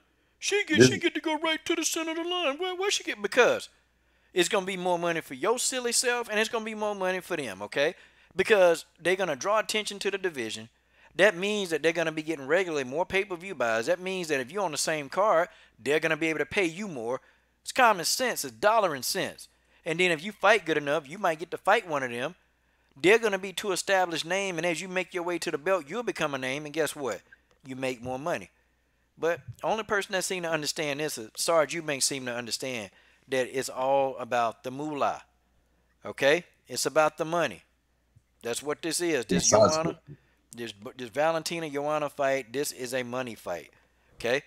It's a skill fight, skill versus skill. The fight's more intriguing. I give you that. Like, okay, think about it. And this is not slighting people like Alexis Davis and Liz. I'm not slighting them or Caitlin Chookagian. Who's going to actually pay pay-per-view money to see Caitlin Chookagian? They don't even know who she is. Okay? No. Who's going to pay to see Alexis Davis? Alexis Davis had a long career, but to be honest, don't nobody really know who she is. I like Alexis Davis. I'm a fan. I'm a huge fan. But don't nobody know who she is. I'm a Liz Carmouche fan, but really and truly, a lot of people don't know who she is. Folks, that's just how that is. That's just how that is. I think Nico is more well-known than some of these people, but it's for the wrong reason, of course. Well, and Valentina's resume, despite that, Valentina's resume is still better. And then you take well, some of them have some decent resumes, but I mean, Valentina's still better. And you take into account, if you're not playing silly, and you take into account the fact that she was undersized for 130, for 135, which a lot of fighters have been, which a lot of these fighters, you look at Jessica I, who's fought at 135, you look at Nico, who's fought at Amanda Nunes, who fought at higher weights. So stop it. Valentina went down into a division that her body structure fits better. Facts. I mean, you can't, there's no getting around that. You just can't. And many of you bring up these same fighters, and many of them, if you go back in their resumes, have fights in different weight classes because there weren't enough. Yeah. Go back and do your history. It wasn't enough. It wasn't enough people to even have a weight class. So, yep, that's exactly what happened. Yep, we pointed that out many times. Well, see, we know that this is a money fight, okay? This is what this is. This ain't nothing new. This is a money fight. They finna jump in, make this their money, and then they gonna hold up this division. They're gonna put Joanna in there with multiple people, and then Joanna gonna talk junk to them. Joanna gonna build them up. Then people gonna know who these people is, and then the division is gonna thrive. The flyweight division is gonna thrive, but see, Dana, they had to inject life into that division, man, because you got a lot of people in the division. Don't nobody know. Nobody really knew Nico. She was a champion, okay? Didn't know Nico. People, I don't know, a lot of people didn't know Sarge. They didn't know Caitlin Chookagian. They didn't know Montana De La Rosa. Some people kind of knew Rachel Ostovich, but Rachel Ostovich really isn't that great according to her stats, and she don't win like that. So it's like, who do you have in that division that's going to bring notoriety? It's not like it's a strawweight division, not like it's bantamweight. Ronda Rousey brought a lot of notoriety to the bantamweight division, and then now you have people like Juliana Pena come in there. You have Valentina in that division. You got Amanda Nunes, the champion in that division, who still, by the way, can't even sell 100,000 pay-per-view buys. But people know her now because she's the damn villain, okay? But go to the flyweight division. Come on. If you even went to the top 5 flyweights, the top 5 excluding Valentina, do you think you can go outside and say, hey, do you know so-and-so? Hey, do you know who Alexis Davis is? Hey, do you know who Caitlin Chookagian is? Hey, do you know who Montana De La Rosa is? If you ask 100 people, at least 10 of them know Valentina. And I bet you 20 of them know Joanna. I mean, just random people. We know that these are not household names in that flyweight. They ain't household names. People know Rose Namajunas because she's the one that knocked out Joanna. People know Joanna because Joanna, touted herself as the boogie woman. People know her. People know Jessica Andrade. They know Claudia Gadelia because they made the most noise on the Tough Show. But nah, man, the flyweight division it's a lot of unknown people. You got some talent. I ain't say they not good. You got some talent in that division, but there are a lot of unknown people in that division. So that's what it is, man. That's what it Yep. is. That talking point's been ethered. So there you go. Yeah, yeah. So that's why y'all complaining, but that's why Valentina and that's why Joanna getting that title shot. They trying to help y'all make some more money. Stop complaining. Just shut up and go with the damn program, okay? And let's be real with one other thing. Cyborg, Joanna Jędrzejczyk, even though she's lost, okay, Joanna Jędrzejczyk, Cyborg, um, Valentina Shevchenko, you know, they basically, and you could throw Holly in there, even though I'd argue that she didn't deserve a lot of those fights. They've carried a lot of, this women's MMA because a lot of these fighters aren't getting in the ring, in the octagon. How many of those fighters, like Coach said, they got some solid competition at 125, but whoever's fault it was, they weren't getting enough fights. And I know certain people have been ducked and this and that. They haven't been in the fights. They just haven't. Joanna Jędrzejczyk's tried to fight everybody. Valentina Shevchenko has tried to fight everybody. Cyborg has tried to fight everybody. And to be honest, the UFC hasn't even been giving them these fights. They haven't been making this. The first thing the UFC has done good in a minute. And that's not to say that things aren't on the up and up. They are. But this fight between Joanna Jędrzejczyk and Valentina Shevchenko is going to be huge. It's going to bring in a lot of money. And that's just the way that is. God, dog. He put the "that's just the way that is" in that piece. God, dog. General African and building Genesis. We sent you a link. I don't know. I don't know if you're sitting there cutting backflips or you got your gun pulled out. Nobody know what you're doing, Genesis. Okay. Yeah, but it is what it is, man. We're now, okay. We're now here at this time. This fight's gonna be upon us, okay. This fight's gonna be upon us, and this is gonna be for the legitimacy. Valentina win the belt. She coming back on the show. Okay, when Valentina win this belt, we already speaking, and she coming right back on the show, and we're gonna do another exclusive interview with Valentina Shevchenko. The first interview was very, it was an explosion, man. She, want to come back. They want to come back. And, I'm going to talk to Roger a few more times. And we're just going to really, really, we big up in this fight because this is the fight that we honestly wanted to see. This is a fight I wanted to see. I really want to see that fight. Okay? Like, I don't think anybody in MMA land who casual fans, hardcore fans, they don't want to see Valentina versus Joanna. I'm not even a Joanna fan. The reason I got a vested interest, I want to see Joanna get beat up again. But I still want to see the fight. Right. Don't matter my reasons. I want to see the fight. I want to see Joanna get slapped around. It's good therapy for me, watching Joanna get beat up. It's good therapy. Oh, it's awesome. Yeah, it's good stress relief, I am the boogie woman. Slap. You didn't hit me. See? And again, and again, and again. Yeah. Yeah. And I'm itching to see if Joanna gonna do some of those like tactics. You know how she like to get in people's face. You remember how she did at the Rose the first time? I think she'll try it. I think she'll try it but Valentina's gonna shut it down in the way that she does it. Man, Valentina gonna look at her. Only a few months more and it will be done. That's what she gonna say. A few months more, it will be done.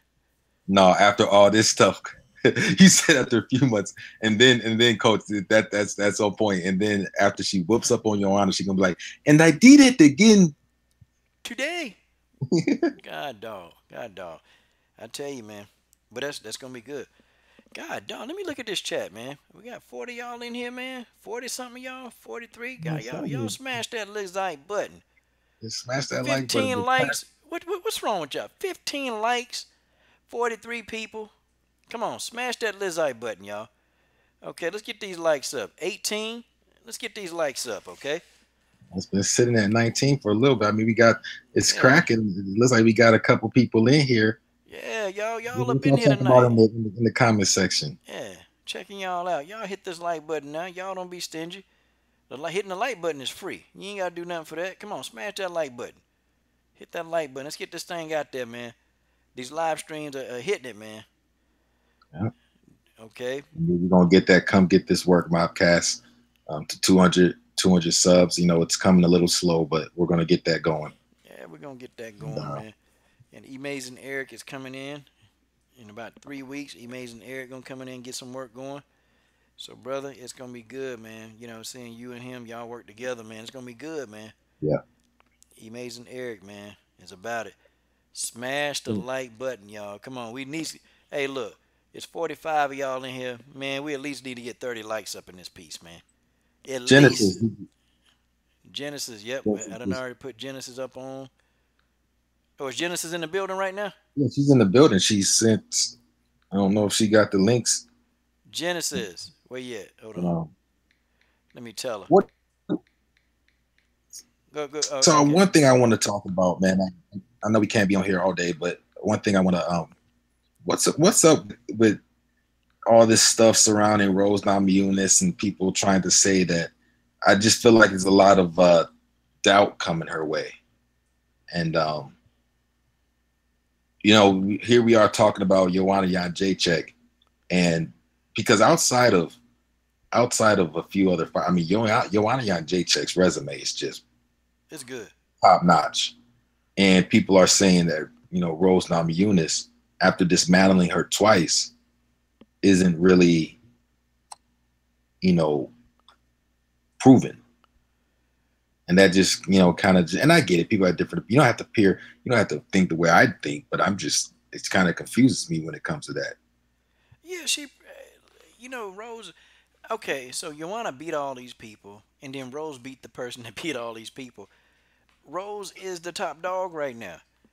Okay, now we can say Joanna got a stronger resume than Rose. Rose is the top dog. Okay, she the number one strawweight in the world. Whether people like that, don't like it, they got to sit down, they got to listen and look at this, man. Rose is the person to beat. Okay. Now granted, Rose only fought Joanna twice. Okay, I want to see Rose defend that belt against somebody else, and then let's see if she really legitimate. But at the end of the day, man, look, Rose is on top. We can't discredit Rose. Why? Why discredit her? She got the belt. She beat the girl who they said that they thought wasn't going. You know, she was unbeatable. I mean, people thought Joanna wasn't gonna get beat for a long time, and Joanna, you know, she held her own. She held up on that belt. She defended that belt 6 times. I mean, Joanna did a hell of a job as a champion, but she ran up on Rose Namajunas, and Rose Namajunas did a check left hook and knocked that PG-13 channel right out, bounced her head off the canvas, beat her up, and made the girl tap out, and you know, just what it was. Yep. And see, TC, the thing is, okay, she fought her to a 5-round decision, but what you have to look at is she was dismantled, because in the second fight she beat her worse. You know, and people point to the face, and yeah, that doesn't always tell the story. But I mean, if you look at her face was worse off too. Yeah, Joanna Jerdrzejczyk gave her some trouble. Joanna got beat up, man.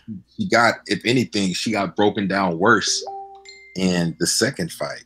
She just was able to last longer. So I would say that she did dismantle her in that way. I mean, she figured out her Da Vinci Code. Mayweather says ain't nobody can solve my Da Vinci Code. I mean, well, she figured out Joanna's. And that's why I think that Joanna was talking about how Rose should look at her tape of in Joanna's fight against Andrade. And I think that that's the case. I mean, Rose can't do, there's certain things that Joanna can do that Rose can't do. I think you made a great point about Rose. She needs to get her volume up. To fight Andrade, to beat Andrade, yeah, you're gonna have to keep her off of you. Rose whooped that tail, man. Look, you know, like I said, I respect my elders. You know that, TC, you know, you definitely one of my elders. I respect my elders at all times. And I'm not calling you old. I'm not calling, but elder, that's a different form of respect. You know, I know in the black community, that's what we say. You know, when we say we respect somebody, if they're older, I respect my elders. You know, you one of my elders. Now I can disagree with my elder though, and I'm gonna disagree. I think Rose. Look, man, I don't know how Joanna. They must have been talking about the punches Joanna landed on Rose's arm. Rose was slipping all of them punches, catching Joanna. Okay, I mean, damn, just look at Joanna's face, man, compared to Rose's face. Like, who you think was in a fight? Who looked like they was actually in a physical fight? It was Joanna. Joanna was the one out there wearing them goofy shades and got that goofy press conference. You know, Rose picked her apart, man.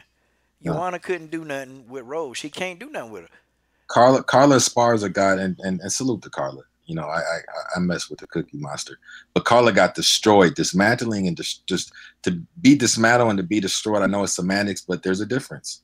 You can systematically break your opponent down, or you can just knock them out. Rose systematic. We'll agree to disagree. That's still my homie TC Johnson. Salute to him, but you know, I'd say that she got dismantled. She got systematically broken down. That's what it was. She got, you know, that's just it. It is what it is. And, you know, I'm telling y'all, I had Andrade beating Gadella, but she's not gonna, she doesn't, there's too many holes that she hasn't filled, Andrade, in her career. You know, and that's just the way I see it. But she's on that no love list. She's definitely on that no love list. But and she's going up against, she's going up with a lot, because you got a lot of people in the mainstream media that want to allude to Jessica Andrade being on PEDs, and it's just disgusting. It's totally disgusting. It's wrong. They're not consistent. So I'll give Andrade that, and I feel like Andrade has definitely earned her place. But when it comes to Rose Namajunas, she don't got enough. Not to me. We'll see. Yeah. And we, yeah, they better put some respect. Y'all better put some respect on Rose's name. Y'all better put some respect on that name, because when Rose go in there and she deal with Andrade, like I told y'all she is, then y'all will finally have to put some. If she beat Andrade, listen, That's it. y'all That's got to it. put some respect on her name. Y'all got to do. If she come out and beat Andrade, all this talks of Rose scared, got to put some respect on her name. I don't think Rose scared no. I think Rose is actually legit hurt. I think she actually was. Because when have you ever heard Rose to just say, well, I'm not going to fight. I'm not going to do this. I'm not going to do that, you know? But, you know, say she had a back injury, you know? And see, the reason why I believe it, because she don't even have a fight lined up yet. So she had already, the back injury was already there before they even thought about a fight. So Rose ain't taking out. You know, Rose fought with that injury. She was injured when she fought Joanna. She was And injured. She was injured when she fought Joanna the second time. And people are attacking her. They're using a straw man argument to attack her. You don't even know if she did say what she said about the traumatic event surrounding Conor McGregor acting like a damn fool. You don't know whether she said that or not. Even if she did, you don't know what type of flashbacks could have occurred there. Like I said, I don't know. Nobody knows, because it didn't come out her mouth. But you got people trying to say, oh, she's afraid. And that's all it is because, you know, and these McGregor fanatics, they push you away. I was one of the last defenders of McGregor, but it's hard to defend him now. It's hard to, well, not even, it's hard to even have any respect for him. And I know that's not him, but I'm a human, and I'm still gonna, so, you know, if people's fans are acting crazy, it just is what it is. A lot of Triple G's fans pushed me away from him. A lot of Lomachenko's fans, but I didn't let that happen.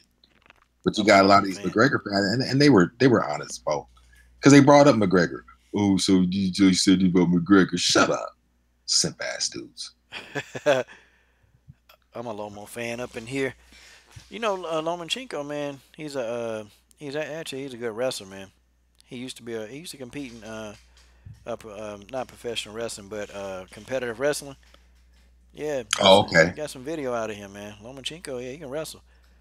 He could easily transition into MMA and do good, because if you can strike and you can wrestle, then you can do halfway decent in MMA without even knowing how to submit.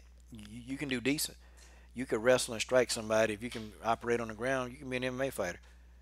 Now, I've seen a lot of people who used to wrestle, they just jump right in the octagon. Well, not saying they jump right in the octagon, but they get a little bit of striking thing, and, man, they jump in there and start wrestling, man, and, you know, get some wins. I mean, I've seen that, man. I've seen it happen. But so, okay, let's go into, let me see what else is next on here. Okay. Let's talk about other MMA. Okay, yeah, we talked about Herrig. I think Herrig, if she loses this fight, I think Felice Herrig might be out. But the good news is, though, Felice Herrig, Michelle Waterson is very beatable, man. Waterson is extremely beatable. Herrig is bigger than Waterson. Herrig, I think Waterson, I don't think her octagon IQ is that great. Felice Herrig has very good octagon IQ.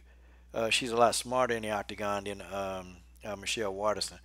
I just feel like Michelle Waterson go in there and throw a bunch of strikes, and, you know, she's not trying to set stuff up. Like, you know, she's gonna always be on the defensive. I get it, but Michelle Waterson don't know how to circle out of there and get back to the center of the octagon. She don't know how to do it. She always do something, or she'll walk into the person, you know, lead hand, a lead left, a lead leg. She always do that. Her octagon IQ is just not that great, man.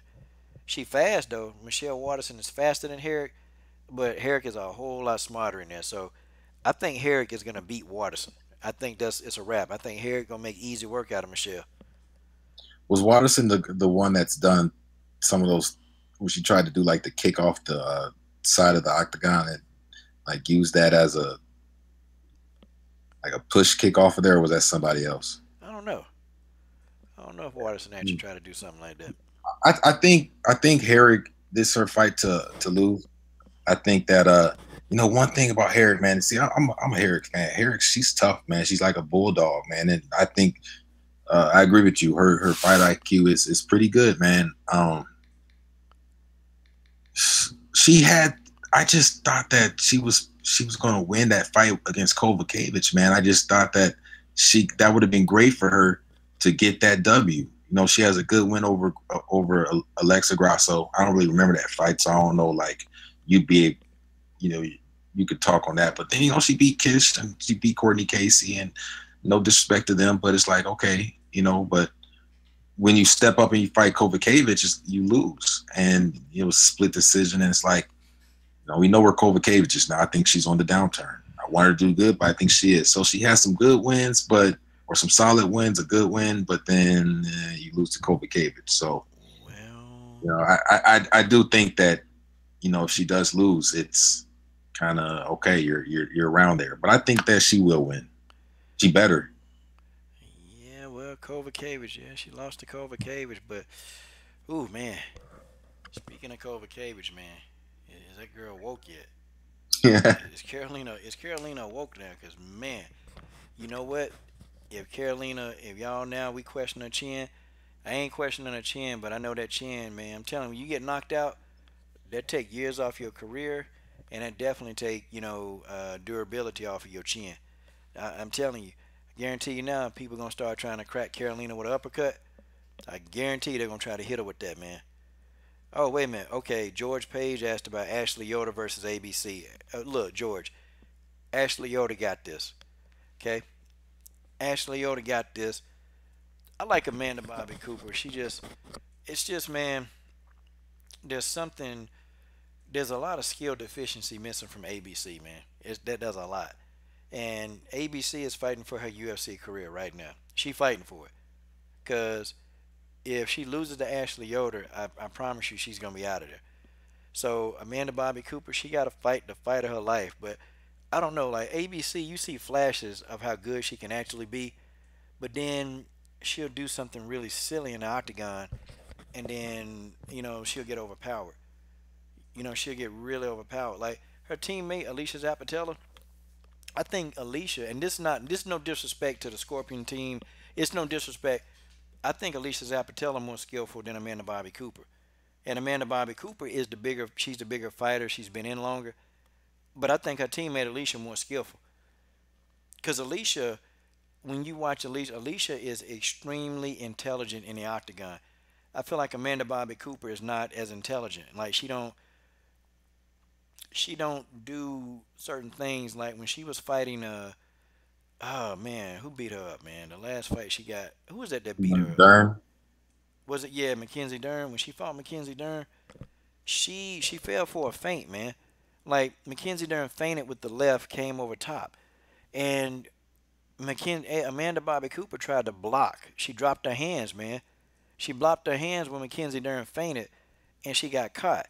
You know, Alicia Zapatella wasn't doing that, man. She was in there with a striker. And, you know, the striker kept fainting, but Alicia kept her composure.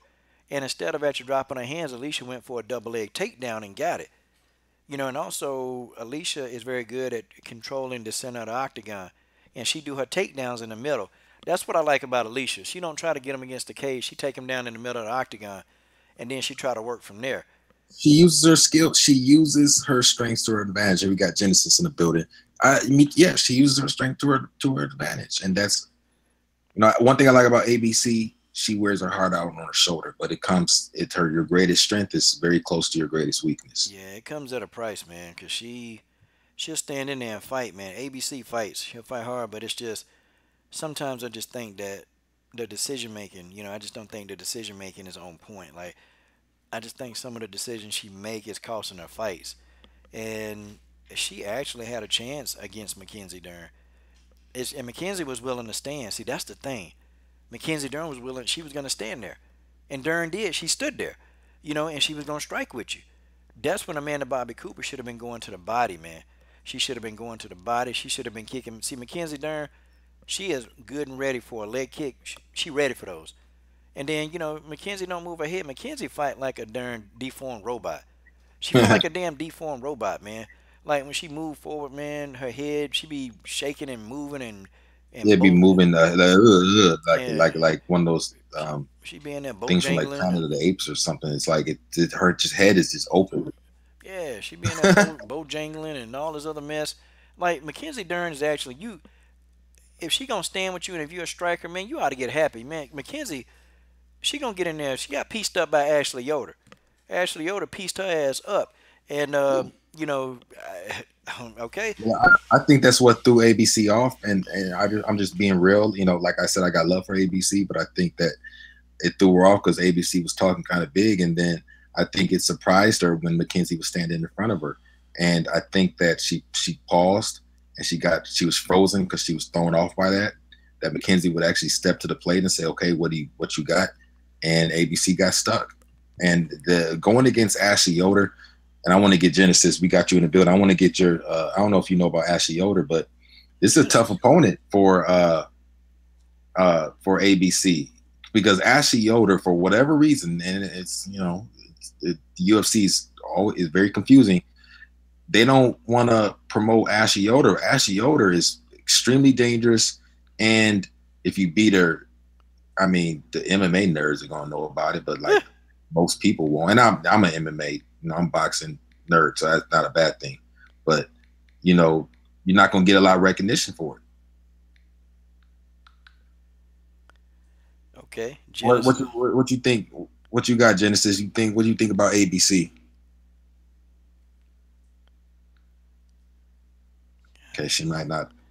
God, dog, Genesis Green. Yeah. Genesis damn Green in the building. Maybe take yourself off mute, Genesis Green. Yeah. That's my girl right there. Maybe she stepped away for a second. Yeah, she probably did. She at work, so Okay, well, hey man, I guess we got that figured out. Well, it's gonna be a good fight though, man. I'm kind of. Yep, ABC is fighting for her UFC life right now, so. Yeah, she don't get this, man. It's gonna be bye-bye. She'll be an Invicta though. She'll go back down to Invicta, and Amanda Bobby Cooper can build herself up a little bit, Yeah. Because she's been a stepping stone for a lot of fighters, man. Like I remember when Cindy Cavillo drug her, man. Tatianna got her too. Yeah, Tatianna beat the wheels off Bobby Cooper, man. God, yeah, that was rough. Yeah, Tatianna wasn't playing, man. She just went right in there. And she just, man, she brutalized Amanda Bobby Cooper. Like, it's, I'm thinking, is she turned into like some kind of gatekeeper or, that's what I'm thinking, But, right. But her teammate Alicia Z finna be, Alicia Z finna be a star. Yeah, we need to get Alicia, get Alicia back on. Yeah, we need to find a way to get Alicia back up in the building, man. Hey, Elder, TC, man, if Mackenzie Dern move up to 125, she definitely getting lit up, man. She better stay at 115. Yeah, man. But I agree with TC, man. I think eventually, man, she going to have to, she got to go up, man, because she can't make the weight. She can't make the damn weight to 115. She just can't do it. Or her body structure, it makes it even harder, too, because she's naturally a thicker woman. And it's going to be tough to make that 115. And when she goes up to 125, I mean, she's going against I. She's going with, I mean, I'm just talking about some of the, whatever, I and Sarge and some of Nico, if Nico gets her act together. So, we'll see. Yeah, Nico that'll be a rough fight for Mackenzie Dern if they fought. Yeah. That'll be a rough fight. Mackenzie Dern, she ain't focused on no Dern. Mackenzie Dern want to be an ass model. That's what she want to do. I mean, I'm serious, man. She not really focused. She ain't focused on fighting, man. And, you know, Mackenzie Dern just, you know, she need to go be a model some damn well, man. Like, take your craft serious. You in MMA now. I'm telling you. You don't have to be an Instagram. Like, I get it. You post. There's nothing wrong with posting nice pictures of yourself. But when you spend more time on Instagram, you don't get paid for it. You get paid in the octagon. You're not getting paid for these Instagram simps. Somebody gonna lay her ass out. Yeah. I'm telling you, she gonna get laid out. Her first loss is gonna be a knockout. You saw what happened to Megan Anderson. She was doing all that talking, and she got thrown on her butt by Holly Holm. A woman is much smaller than her, and she was getting tossed around. Man. Yeah, Megan talked all that junk, though. See, reason why we giving Megan, see, if Mackenzie get knocked out, I'm gonna be on here picking.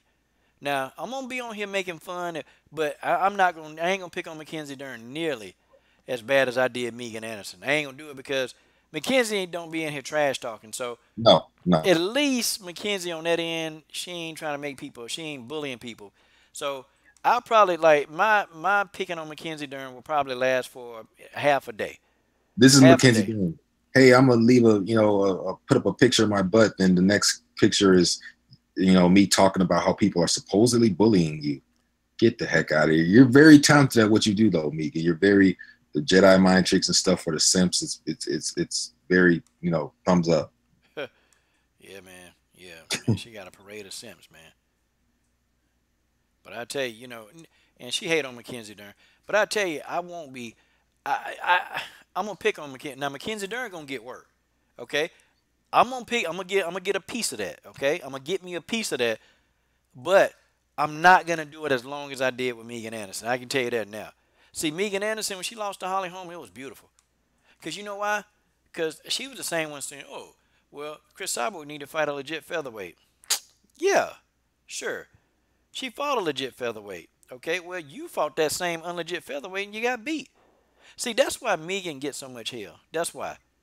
That's why Megan get it so darn much, is because she don't know when to shut up.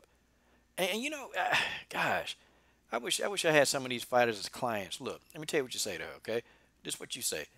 You say, look here, girl, go tattoo your ass some more, okay?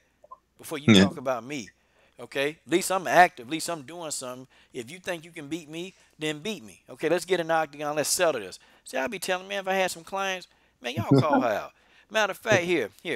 Let's do a promotional tour. Let's go to Australia. Let's run up on Megan. Let's go to her gym and let's just make fun of her. Let's just pick at her. Let's do whatever we got to do to put this girl in her place. Let's go on and do it. That's what we need to do, okay? See, that'll be me. I'll be like, yo, call out. Go in the gym, pick on her, make fun of her. Do what you got to do to get her out of her composure. That's what you do. Oh man, you gotta rattle her good, man. She'd be out of that gym so fast because you know she's tall, you know she's big, long strides. She would get out of that. If you came, Megan would not want that smoke. Not you. I'm talking about the fighters, man. Heck no, man. Or she'll be so darn disheveled, man. Like, this is my gym. Get the hell out. That's what she'd say. Let's listen to what Mackenzie Dern's saying. Hold on. For sure, this is what I need to take me to the next level on my whole MMA career with the UFC. I'm so excited. Okay, listen to this. Hey guys, I'm so excited to announce my new partnership with My Protein Supplements. I know for sure this is what I need to take me to the next level on my whole MMA career with the UFC. I'm so excited. Well, I'll be damned, Mackenzie. Did you need a translator for that? Did you need a translator for that, Mackenzie Dern? The answer is no. See, Mackenzie, this girl done had y'all. She done fooled a lot of people. But I'm telling y'all, the first loss of this girl's career is going to be a KO. She is going to get knocked out if she doesn't change her behavior when it comes to dealing with this craft. This is a craft. And unfortunately, you know, I'm just not sure Mackenzie takes it as serious as she needs to. It's just my opinion, you know. Yeah. I know some people get mad about this, General. I know some people get upset. They get pissed off about this. They get upset, but you know, okay, it's okay. Why would I be? Very- You know, why would I care what some guy? He's just mad because people like Megan Anderson are quicker to respond to you than somebody kissing her butt like them, and that upsets them. So that's why I laugh. Like, it's funny that you're pretty much mad that you do all this butt kissing, you know, and it doesn't do anything for you, and she goes out of her way to respond to little old us. Yeah. And that eats you up. It is what it is. Man, hey, I tell you what. Tell you what though. Megan talking that junk, man. Let's go call Megan out to a fade. Let's get to that gym. Let's go challenge her to a fade. No. Hey, you come on. We're gonna go to the gym. We're gonna watch her workout, and we're gonna get in there, and we're gonna Shannon Briggs her. We're gonna Shannon Briggs Megan Anderson. That's what we do. Okay, Mackenzie Dern. I do the same thing. Yeah, I rattle her. Mackenzie. Where Mackenzie at? Oh, she ain't here. Ain't she supposed to be training for this fight? Where's she at? Where's Mackenzie at? Get Mackenzie over here. Hey, let me tell you something. See, this is what I be telling my fighter. Mackenzie, anytime, anywhere, hey, let's fade right now. Come on. Come on. Get off the beach and you get over here. That's what I do.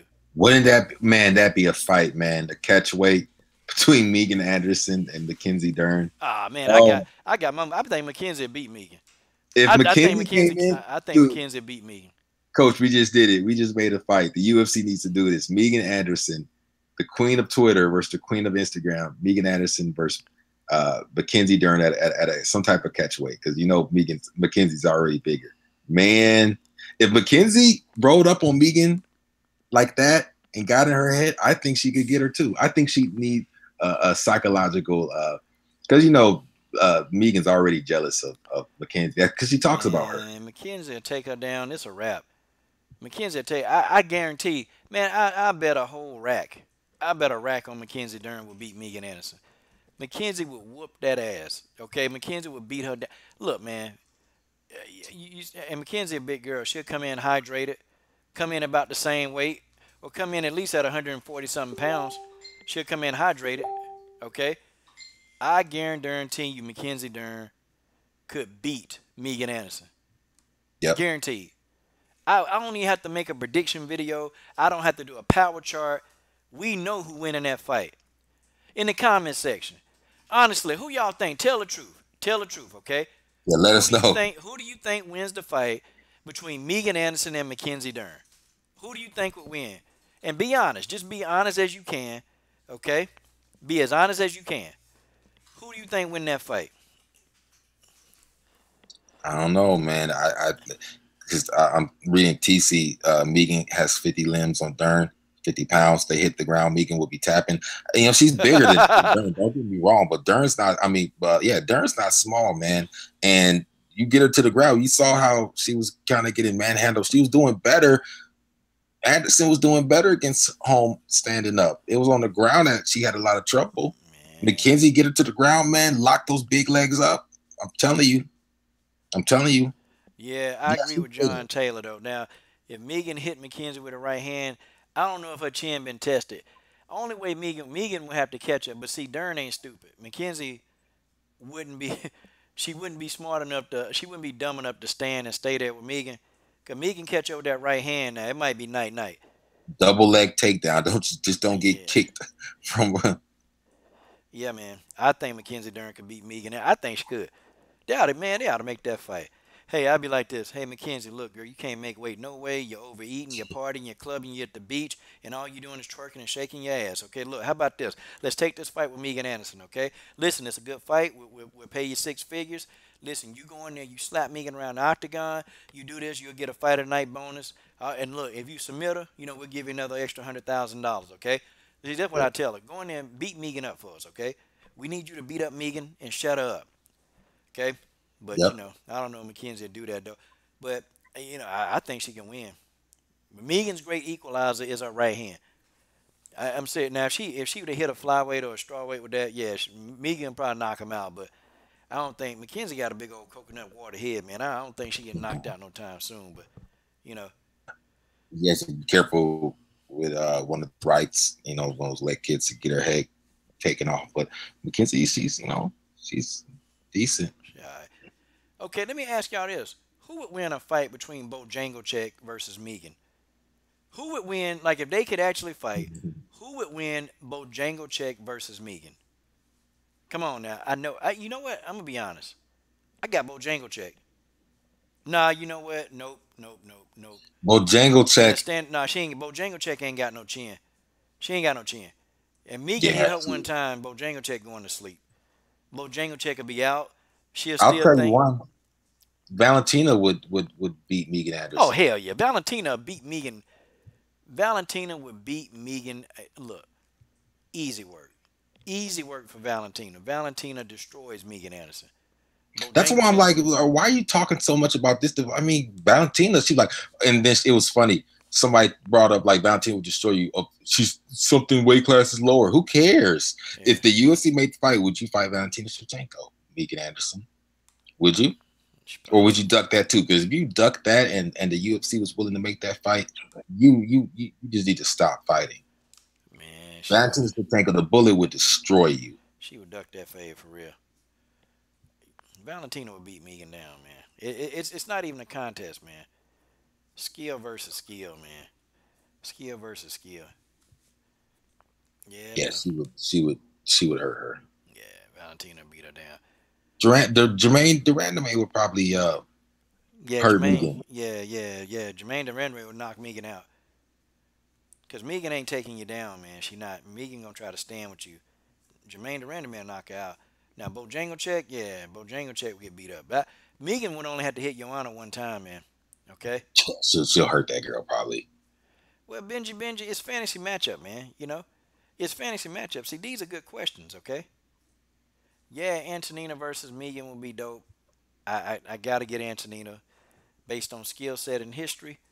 But Megan now, her stand up game. Megan is good from the feet. Megan can stand. She got it. She got good striking power. Her hand speed is good. You know, Megan can fight in the clinch. She fights pretty good in the clinch. But I don't think she got better hands than Antonina. I don't think her hands better than Antonina. I don't know. Sarah Annette Nieto. That sounds like you a fighter. You got to be a fighter. I promise you. I guarantee you a fighter. You got a fighter name. Sarah Antoinette Annette Nieto. Okay, well maybe I could be wrong. Yeah, you know what, George? Megan and GDR really would make a good fight. Because neither one of them not going to the ground. They ain't trying to go. And Jermaine Durandame may finna fight Rocky Pennington, man. God, dog. She finna fight Rocky Pennington. I was so close to thinking that she was gone, but I guess she's back. That's what I wanted to ask you. If you think that this layoff will hurt Jermaine against Rocky. I don't think so, man. I think Jermaine done rested, body healed. Rocky still got one leg. I mean, man, it's a wrap. Rocky still got one leg, okay? You know what? Rocky's better off going to, well, I don't know. Hey, and Ernesto, if Antonina could beef up to 145, then we would see the super fight. Urena Bars versus Antonina Shevchenko. That's the super fight of Muay Thai, man. That fight, I wish that fight could have happened. They couldn't agree on the weight, man. They couldn't agree on the weight. It's just they couldn't do it. And that's the fight that I really felt like we as fans got cheated out of because the fight couldn't happen, you know. Like Urena wasn't coming down to 140 and Antonina wasn't going up to 145 because, you know, Urena's a big girl. Urena's huge. Antonina, I mean, yeah, she would come in, man. She come in all of about 135, 136. So, yeah, man. But Antonina, they wanted to meet in the middle. They wanted to meet in the middle, but Urena was like, hell no. Shoot, Urena walk around at like 175. Urena a big ass girl. She big, man. Yep. Urena is big. I mean, even one of her darn legs, man. Them darn shins are like mini tree trunks, man. God, dog. I wouldn't want Urena kicking me, man. Urena probably kick the shit out you, man. Yep. Yeah, she's strong, man. People don't realize how strong she is. Yeah, Urena's strong. I interviewed Urena a couple times, man. One of the funniest interviews I had, man. Urena. Yeah, she's funny. Irina crazy. She goes, I saw Cyborg coming to the octagon, to the ring, and I said, yeah, I will beat her. I said, oh, man. But she called out Cyborg. She actually won because it was too many people that was ducking her, man. Too many people ducking her. And Urena was like, well, just give me Cyborg. And nobody was calling out Cyborg in MMA. Cyborg went over to Muay Thai, man, where people would actually fight her. Because, I mean, you had everybody named Mama, Amanda Nunes, Ronda Rousey. Everybody named Mama ducking Cyborg, man. So Cyborg fought in some Muay Thai matchups. Yeah, man. Like people don't realize how big freaking your arena bars is. She's huge. I was just looking at like the photos of the fight, and it was a tough thing. That's how hard it was for Cyborg to get fights. She had to go all the way to Muay Thai to get a good matchup, and she got her money's worth against Bars. I'll tell you that much. I remember those interviews; they were funny. Those are good interviews. Yeah, I miss. That's another. That's another one. Urena Bars. Yeah, I gotta try to get Urena back on, man. She running that damn gym and girl working like job. She work a bounce at a club. She training and she working her own gym, so she busy. I'm gonna see if I can get her. I'm gonna like Urena, girl, come on now, get this interview. Let's get it. But you know what I'm noticing, man, and this is crazy, man. This is crazy. Urena, well, all these ladies, man, they want to fight each other, man. They really, but it's amazing how the males, the boxers, it's like they don't want to fight each other. You got the women's boxers, they want to fight each other. I mean, you got you got Dern Francione Cruz who just won a belt calling out Clarissa Shields. You got Clarissa Shields calling out Christine Hammer, and then you got Cecilia Brackett's calling out Chris Cyborg. I mean, you got these people, man. They calling out these fighters, man. They want to fight them. And it's like you get the men, they don't want to fight. You get Chris Cyborg calling out Nunes. Even to a point, Nunes was like, yeah, I'll fight Cyborg. At least Nunes said it. Hell, AJ, you can't even get him to say it with a straight face. He want to fight Wilder. You can't get, and this the issue. That's one thing I can appreciate about this sport is that the women, they calling each other out. They want to fight each other. Like Tatianna Suarez said, man, I won't smoke with everybody. She said, I won't smoke with everybody. Tatianna Suarez said, I won't smoke with everybody. Anybody they put in front of me, I won't smoke. Tatianna said, I take 20 phase a day.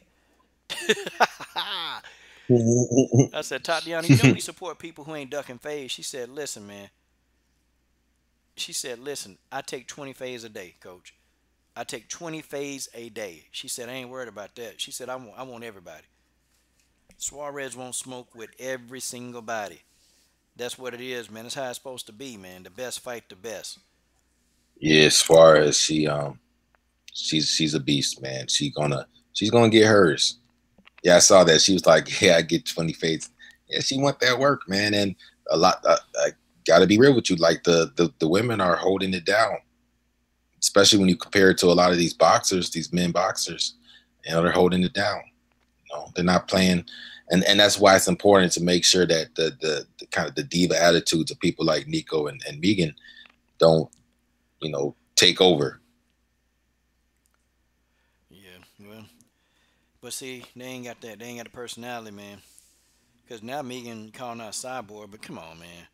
You know good and well Cyborg about to fight Nunes. Now you gonna call out why she got to fight. Guarantee you Chris get out of that fight and say, okay, Megan, I got to handle this. Megan gonna come out with another statement. Oh, well, Unreal. Can't fight her. Something's going on. Can't do this. Can't do that. Nah, man. Megan, we ain't listening to that no more. We know for a fact. We know for a damn fact that you don't want no part of Cyborg. We know that, okay? But the women, for the most part, ain't ducking phase. Chris Cyborg called out Holly Holm to a fade. Holly Holm took that fade. She took it. Okay? She ate them punches. She ate them kicks. Holly Holm took it. Carolina Kovacevic called out Jessica Andrade. She said, I'm not afraid of Jessica. She took that, Carolina took that ass whooping, but you know what? She ain't ducked the fade. You see what I'm saying? She ain't duck it. Carolina was a real one. She got up in there. She said, this what we finna do. I don't care what happened. I don't care about the outcome. I'm finna go in here and put this work on, finna put this work on Jessica Andrade. Joanna Jerdrzejczyk. Everybody was talking about how Jessica was gonna beat her down. Joanna took that battle. She took that fade, and she beat Jessica Andrade down. See, that's what you gotta do. You gotta fight. You gotta fight, and if you want to be the best, then you gotta fight the best. See, that's what the women. That's what they built their careers off of, fighting the best, man. Fighting the freaking best. You got Ketlin Vieira. Ketlin Vieira won't smoke with everybody. Girl won't smoke with every single body in a division. She want that smoke, man. But you know, she just got out of surgery, so she'll be back soon, I guess. That's another one, Ketlin Vieira, man. Yeah, man. Ketlin Vieira won't smoke. Kat Zingano, even though I think she need to retire, Kat Zingano won't smoke with everybody. See, man, you know, it's more women who not afraid that they want that smoke. Then you come over to boxing, man. Dude, we still doing fantasy matchups, man. We look, we hanging on by a thread. You know that? Like, Fury Wilder gonna save us. That's what we holding on for. A thread. That Joshua Povetkin fight, it was a farce, okay? It was a debacle, is what that was. That was a debacle. You had a musclehead dude versus a dude that's been on steroids most of his whole life. Probably just got through injecting the steroid needle up in his ass before he took the fight. And 39-year-old steroid head. And man, boxing is like a circus. You know that? It's definitely on the thread right now. It's a circus. It's a soap opera. I mean, only on YouTube do we get to be a part of the circus, man. Hot almighty. Yeah. John Taylor said, I'm old. This whole duck the fade thing cracks me up. Yeah, you know, ducking the fade, it's another word for, a fight. Yeah. But I know these guys, they can't stand that, man. I got some of my detractors, they hate when I say ducking the fade. Like Genesis Green ducked that fade yesterday, you know. Shit, you a liar. I put Genesis in the arm bar, and Genesis, Genesis, she was tough for about 10 minutes. Now 10 minutes she started crying though. That's 10 minutes. Good. You know, and Genesis caught me with a left hook with an uppercut, blooded my nose, and I put in the arm bar, and Genesis stayed in there for 10 minutes, man. She was like, all right, she said, okay, MF, get this damn arm bar off me before I come over there and kill you. You so silly. I know how to get out of arm bars. So. We're gonna put Genesis on Megan Anderson's ass. You know what? I'll run through that Australian bitch. Oh, God, dog. Megan, you heard that? Okay, what would you do? If Megan got online and said, okay, who is this Genesis Green? I want to fight you now. That's fine. Sign it. Sign it. I'm going to be her worst motherfucking nightmare. And mind you, I'm not, my jiu-jitsu on the ground isn't all that, but I'm an awesome wrestler. I will slam that bitch on her neck. Okay, Megan, this a fade. Genesis challenged Megan to a fade. I wonder if Megan, I don't know. I'm going to see. Because you know Megan watched this channel. You know she watched the channel. She can let the UFC sign it if she wants. That'll be the worst mistake of her life. We know. For real, that'll be the worst mistake of her life. Because her stand-up game ain't shit compared to mine. Uh-oh. Oh, damn. Now that's facts. You know Megan Anderson don't want that fade with Genesis, man. You know she's ducking that fade. She can get the UFC to sign it if she wants. She thought Holly Holm devastated her ass. I'm going to be her worst nightmare. God dog. Now that's facts. Her stand-up game is all right, but trust me. She wouldn't want them licks from me. You roll up to her gym in Australia, wherever she fights, she gonna be talking about how she had personal issues. I don't give a fuck about no personal issues. She'll get stole off on right then and there. God dog. I'm sorry. When it comes to fighting, I'm real hood about the situation. I will hit you first and think about it later. We can talk about that shit later.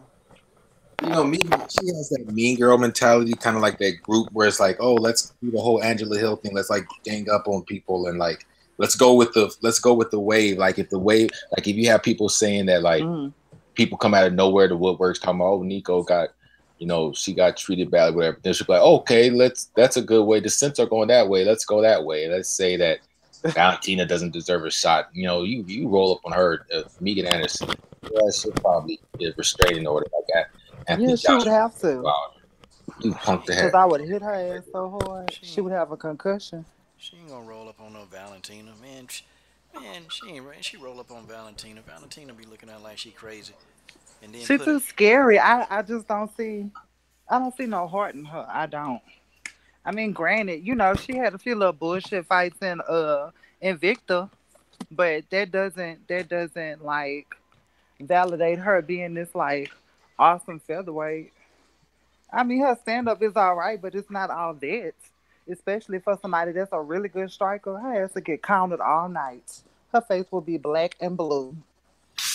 No, the thing is, when you see a fool play a fool, when you see a mark, you go and go after it. And there's tough people. Like a lot of times, like people see it in the eyes. Like I'll see some of these young cats from the streets, man. Some of these, I can see it in children. It's like you can tell that they've been through something. You can tell that, like, man, like this person has that, killer be killed mentality. Not to say that they just go off and Exactly. attack somebody, but you can tell they've been through something like legit. And you don't Uh-huh. always have to be from the streets and to have that mentality.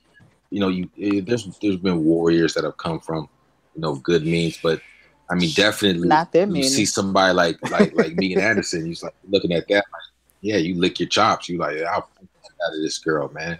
Oh, you stand Boy, there. You that'll be. stand there You with know her. what? That'll be so funny if the UFC do hit me up about that, because that bitch gonna get destroyed. You stand there with her now. She, that striking ain't too bad. It's decent. No, it ain't too Oh no, bad. her It's striking all is right. Her ground game ain't, but yeah, me can stand. She got that. No, I know she can stand. That's perfect. I can stand too. Perfect.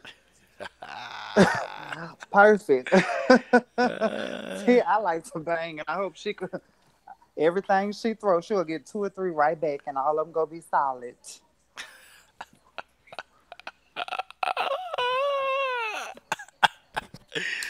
Oh You, man. you laughing? My coaches and already told me I'm gonna be dangerous.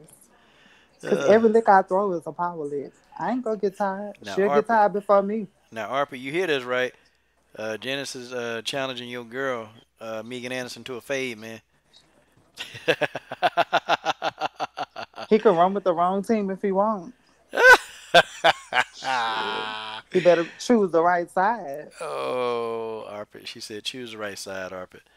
For real. That's my guy, Arpit.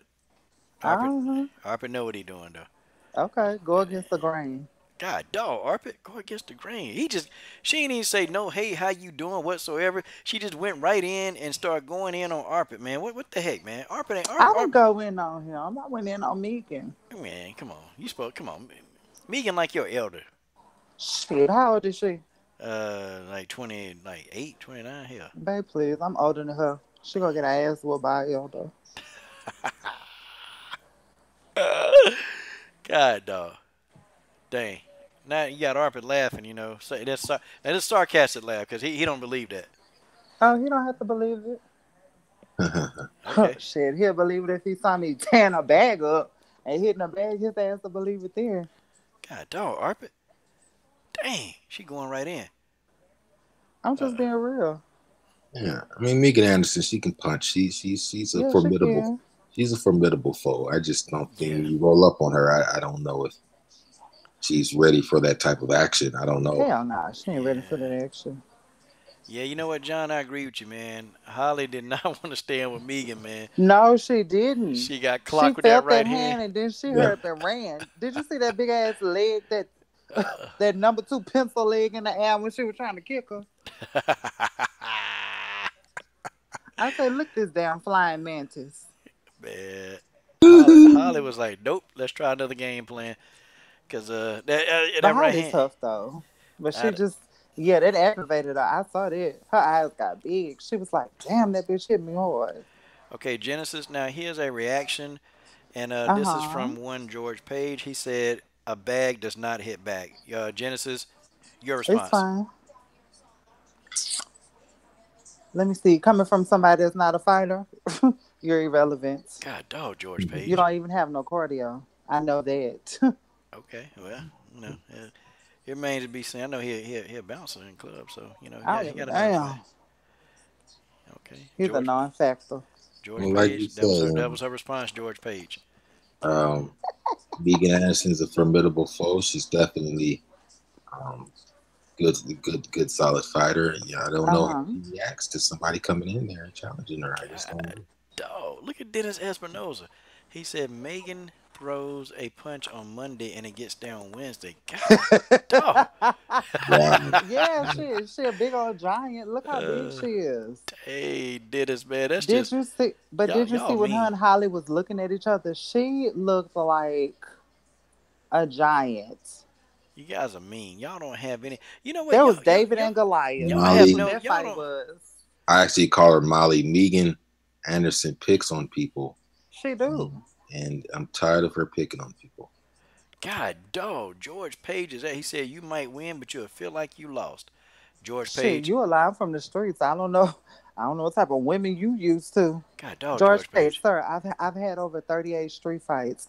It ain't nothing that nobody could ever give me in a ring that I haven't seen in the streets. Okay. Okay. George has indicated that she's a vampire. Now, you cannot whoop a vampire's ass because you will get bitten and she'll turn you into a damn vampire. Genesis Green, your response. He is stupid. I'm gonna put some holy water on him. My outfit gonna be made out of garlic, okay? God, no, George. He childish. He is childish. The She legendary a George vampire. Page. He called her a vampire. No, she look like I don't know. Y'all ever played that video George. game Primal Rage? Yeah. Y'all remember that? Don't she look like one of them dinosaurs from Primal Rage? One of the characters from Oh man. Underworld. Yeah, or Tekken or something. I don't know. Some type of final boss on a Tekken game or something. She do. God, I'm just being honest. dog. She do. She look like a final boss on a Tekken game. Oh man, y'all jokers crazy, man. It's funny. I can't even go in this much on her. And look at y'all. Look, come on. Well, I can because I don't care, and I can repeat everything I said. Okay. Well, she gonna call in and. That's cool. What do you want? We can rumble. You come to Australia to my hood. I'll whoop your ass. That's what she'll say to you. Girl, please. Bitch, I'll show you a hood. Come to Texas, the real hoods, okay? God, dog, Megan. Nah. Yes. You get beat up at a stoplight, okay? That's when you know you in the wrong neck of the hoods. Genesis Green, ladies and gentlemen. I'm being honest. Genesis Green, she wants. She need that. I'm tired of her mouth. She always got something to say. Benji said Genesis is acting kind of crazy up here. The lovely, I don't care. Benji on the lovely you hadn't been on. and brutal Genesis Green wants all the smoke. I am, and I sure do. I want all the smoke with everybody. With the MMA people and the boxing people. I want smoke with everybody. Well, you better start smoking them out then. It's okay. Genesis, They're already being smoked out. You ought to go ahead and go and make you a few videos and go ahead and upload some of them videos and smoking them out. That's what you need to go do. You know what? Some of the people I want to smoke out, I can't smoke them out here because we ain't in the same division. But yeah, their day is coming. Dude, call them fools out anyway. Their day is coming. Nah. I am. I just don't want to get ahead of myself. Not just yet, Yeah. But I'm gonna be all I am going to be their worst nightmares. I just wanted before Megan Anderson's done. I just want to get serious. You know what? That would be nice if I whoop her ass and then go straight into boxing. Yep. God, dog. Fade. Okay. Mm-hmm. Check for Twitter tomorrow, Genesis. She might call you out on Twitter. You just never know. You know what? You ought to just go. You might well just go over to Twitter, okay, with your Twitter account, and I don't have Twitter. Oh well, you just need to make. I know she on Instagram now. Well, you ought to just you need to go to Instagram and go and call out to her fade. Yeah. I bet you. Okay. She ain't go accept it. Okay, Genesis. Mr. Dennis, breaking news, Espinoza says that he's going to cast a spell on you for messing with King George. Merlin's got the magic. Genesis, your response. I believe in God, so I rebuke you, demon, in the name of Jesus. Spectro Patronum, that shit, okay? They're going to have to put a spell on Genesis to stop Megan from getting this ass whooping. Shit. I don't care what you put on me. God, dog, Dennis. God, dog, Dennis. I call him Dennis. He said Yeshua was on his side. Oh Lord. All right, last response. I'm gonna get out of here. Mr. Caesar Duran, shout out to Caesar Duran. He said Genesis should listen to the Led Zeppelin song. Your time is gonna Yeah, come. immigration. The Genesis. immigration song. What immigration song? What's that? No, he know what I'm talking about. If he listened to Led Zeppelin, the immigration song. No, what? Your time is gonna come. You know what? I think I remember hearing. I never listened to any The only Led Zeppelin Led Zeppelin song. I want Yeah, is I never Stairway listened. to Heaven. That one beat, the Stairway to Heaven. Oh. Okay, TC, you asking if she at Fort Hood? Fort Hood. No, sweetie. Why would I be on a military base? Nah, Fort Hood not a military base. He being Oh, where it is sarcastic. out here. He being sarcastic, like. Oh, well, he better watch his mouth because I don't live in the hood. Sorry. Oh man, y'all crazy. Y'all crazy. They are crazy, but I'm the one. Yeah, y'all crazy, man. We just having fun, y'all. People don't I get, know. you know. Come on now. I ain't taking nothing serious that I'm saying to any of these people. But I would be Megan ass, though. That's a fact. God, dog. That ain't no joke. You and Dennis, you know what? You and Dennis, y'all crazy. First it was George. Now, okay, you got to respond to this one. Okay, I think Lord. Yeshua already did a miracle for Genesis. He raised you from the dead just a little. Genesis Green, your thoughts? Wait, he say who?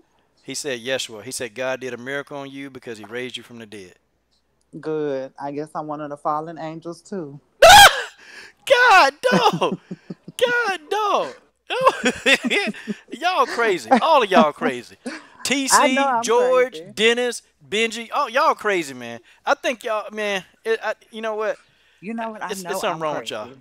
Something wrong with all and y'all. I can admit to my crazy, but can everybody else admit to theirs? See, I knew I was crazy when I would get excited about beating people up. Yeah. That's when I knew I was crazy. I'll put it like this, and I'll put it like this, okay? And I'll close it with this.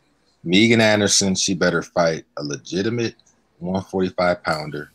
She better do a catch weight with Mackenzie Dern. If she doesn't take that, she can get her Shit, ass. Mackenzie Dern is get her 145. That's what I'm saying. She can get her butt whooped by Fat Genesis asshole. Green. Oh, man. We've contracted. These are the terms of the contract. And if you want this smoke, here it is for you. They could sign me for one fight. That's perfect. Because I don't have no plans at staying at 145 anyway. That's too small. I'm a thick girl. I can't do shit at 145. But I will damn sure get down to 145 to tax her ass. Arpit, you know what? All of us want to be the professional MMA martial artist. Nah, I mean, I'm gonna be honest, man. I boxed for 10 years.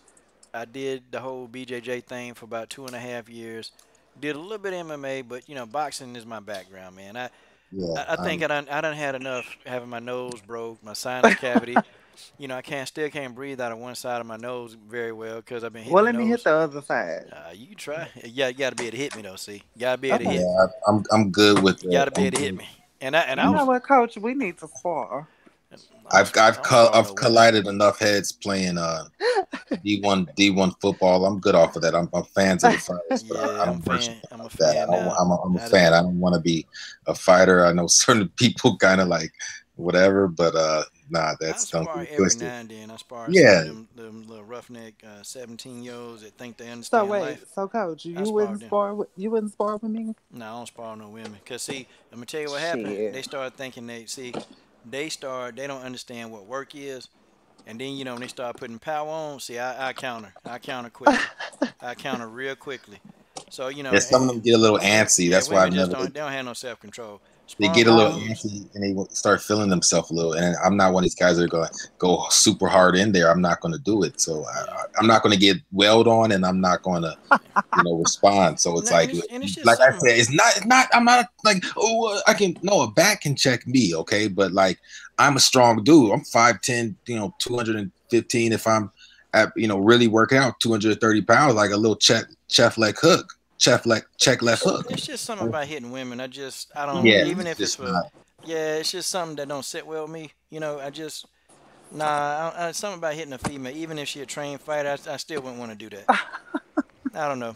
It's just something That about is that. just fun. It's just funny to me to always hear like what certain guys say, but certain guys will spar with me, which to me, I rather spar with guys anyway. So Yeah, and some of them dudes though, they gonna pull a punch. Some of them dudes pulling punches.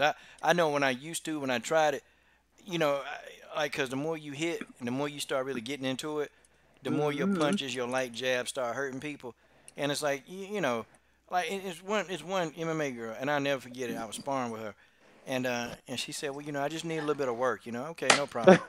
And she started putting her full power in there. So I'm like, yo, okay, No. listen, we just getting work in, right? All we doing, we just getting work. You don't have to go all out.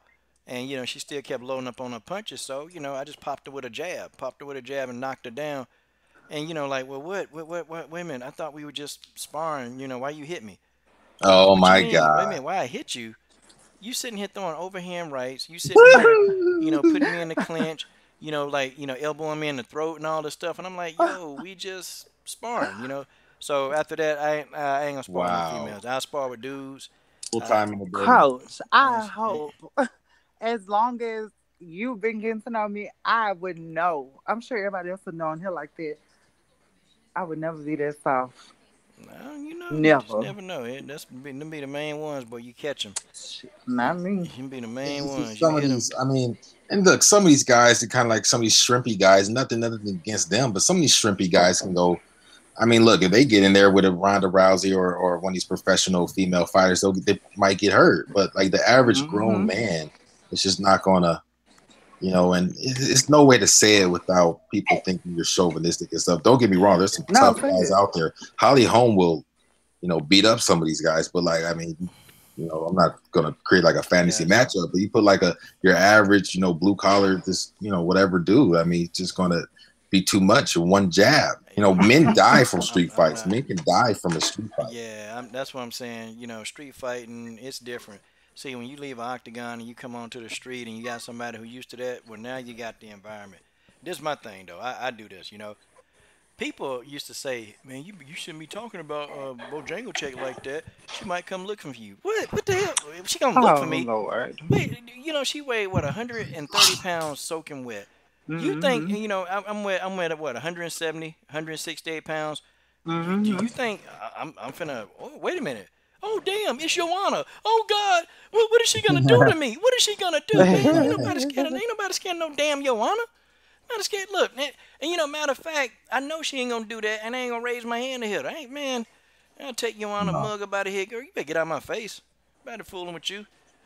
Nobody scared of no darn Exactly. Bojangle. Y'all scared of her. Y'all want her. Y'all let her kick you off, man. Look, Joanna ain't doing nothing. Joanna gonna sit back. She gonna take this damn work, and she just gonna like it. That's what she gonna do. But nah, man, I ain't sparring no one. I just don't. Something about hitting women. I just don't like hitting no woman. I don't even like doing that. I don't even like to see women getting hit on by dudes. I just, you know. Come on, now. It's combat sports, though. I mean, it ain't no such thing as like Well, trying to take it easy on yeah. somebody that's a boxer or something. I mean, in my opinion, I mean, that's how I feel about it. So, you know. Alexa Grasso trains with men, and so I mean, some Man. fighters do it. I always say like I'm not against. I'd never go that far. It's just me personally. Like I just would, because if I start getting in the motion of it and fluid with it, and we're now, like Coach said, we're throwing jabs now and back and whatever. That jab's going to come out more loose, and it's one of those jabs can really just put someone to sleep. And it's like I'm not even trying to. It's not like, oh, I'm so beast because you put a woman to sleep with a jab. Like hell no. If that pumps you up, then just something wrong with you.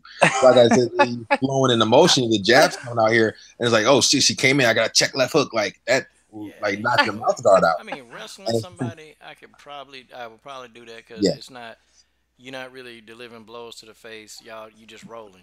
Rolling, I don't have a problem with that, But punching a female like in the face and knowing that's what I'm about to do, nah, I don't want to do that. Wrestle, yeah, okay. Yeah, I don't mind, Yeah. I mean, like I said, if it works, I mean, it works. If it works, it works. Yeah. If it works, it works. Then keep on doing it. Don't ever do. If it's not broke, don't fix it. Yeah. Bo, bo, bo, bo, bo, bo, bo, jingle check. Jingle check. When Full-Time MMA is in the building, go subscribe to Mr. Full-Time MMA. Okay, he's on the road. And guys, don't forget to go subscribe to the Come Get This Work Mobcast. And guys, General Africa and E-Maze and Eric will definitely be in the building soon. Eric will come back. Eric gonna be ready to do a little bit of work on the channel. Boy, that channel finna go places. It's going. We finna hook it up, man. Finna hook it up. Well, man, you know, it's been a good, funny live stream. Having some fun with y'all. You know, Genesis laughing, and that's good. Everybody should be laughing, okay? Yeah. Yeah, it's been fun. It's definitely been fun. We need to get y'all on the I'm preaching to the choir, but we got to get that smokes that Come Get This Work Mobcast stuff, family. Yeah, and to everybody that's come through and shown support, we definitely appreciate it. We can go in, man. We can go in on the Smoke City. I'm sorry, on the Come Get This Work. We can go in on that. Yeah, because I see everybody loves talking to me. Oh yeah. Yeah, I'm the it's the love. I mean, everybody loves talking to me. Oh man. TC is elder. TC is Fort. So it is a Fort Hood in Texas. So it is, and it's a military base. So that's why when he said that, I thought he was trying to be funny. Yeah, there's a Fort Hood. TC good dude. Oh, I know. TC my dude. That's the elder, man. I respect the elders, even if I don't agree with them. I try to respect the elders. God, interesting.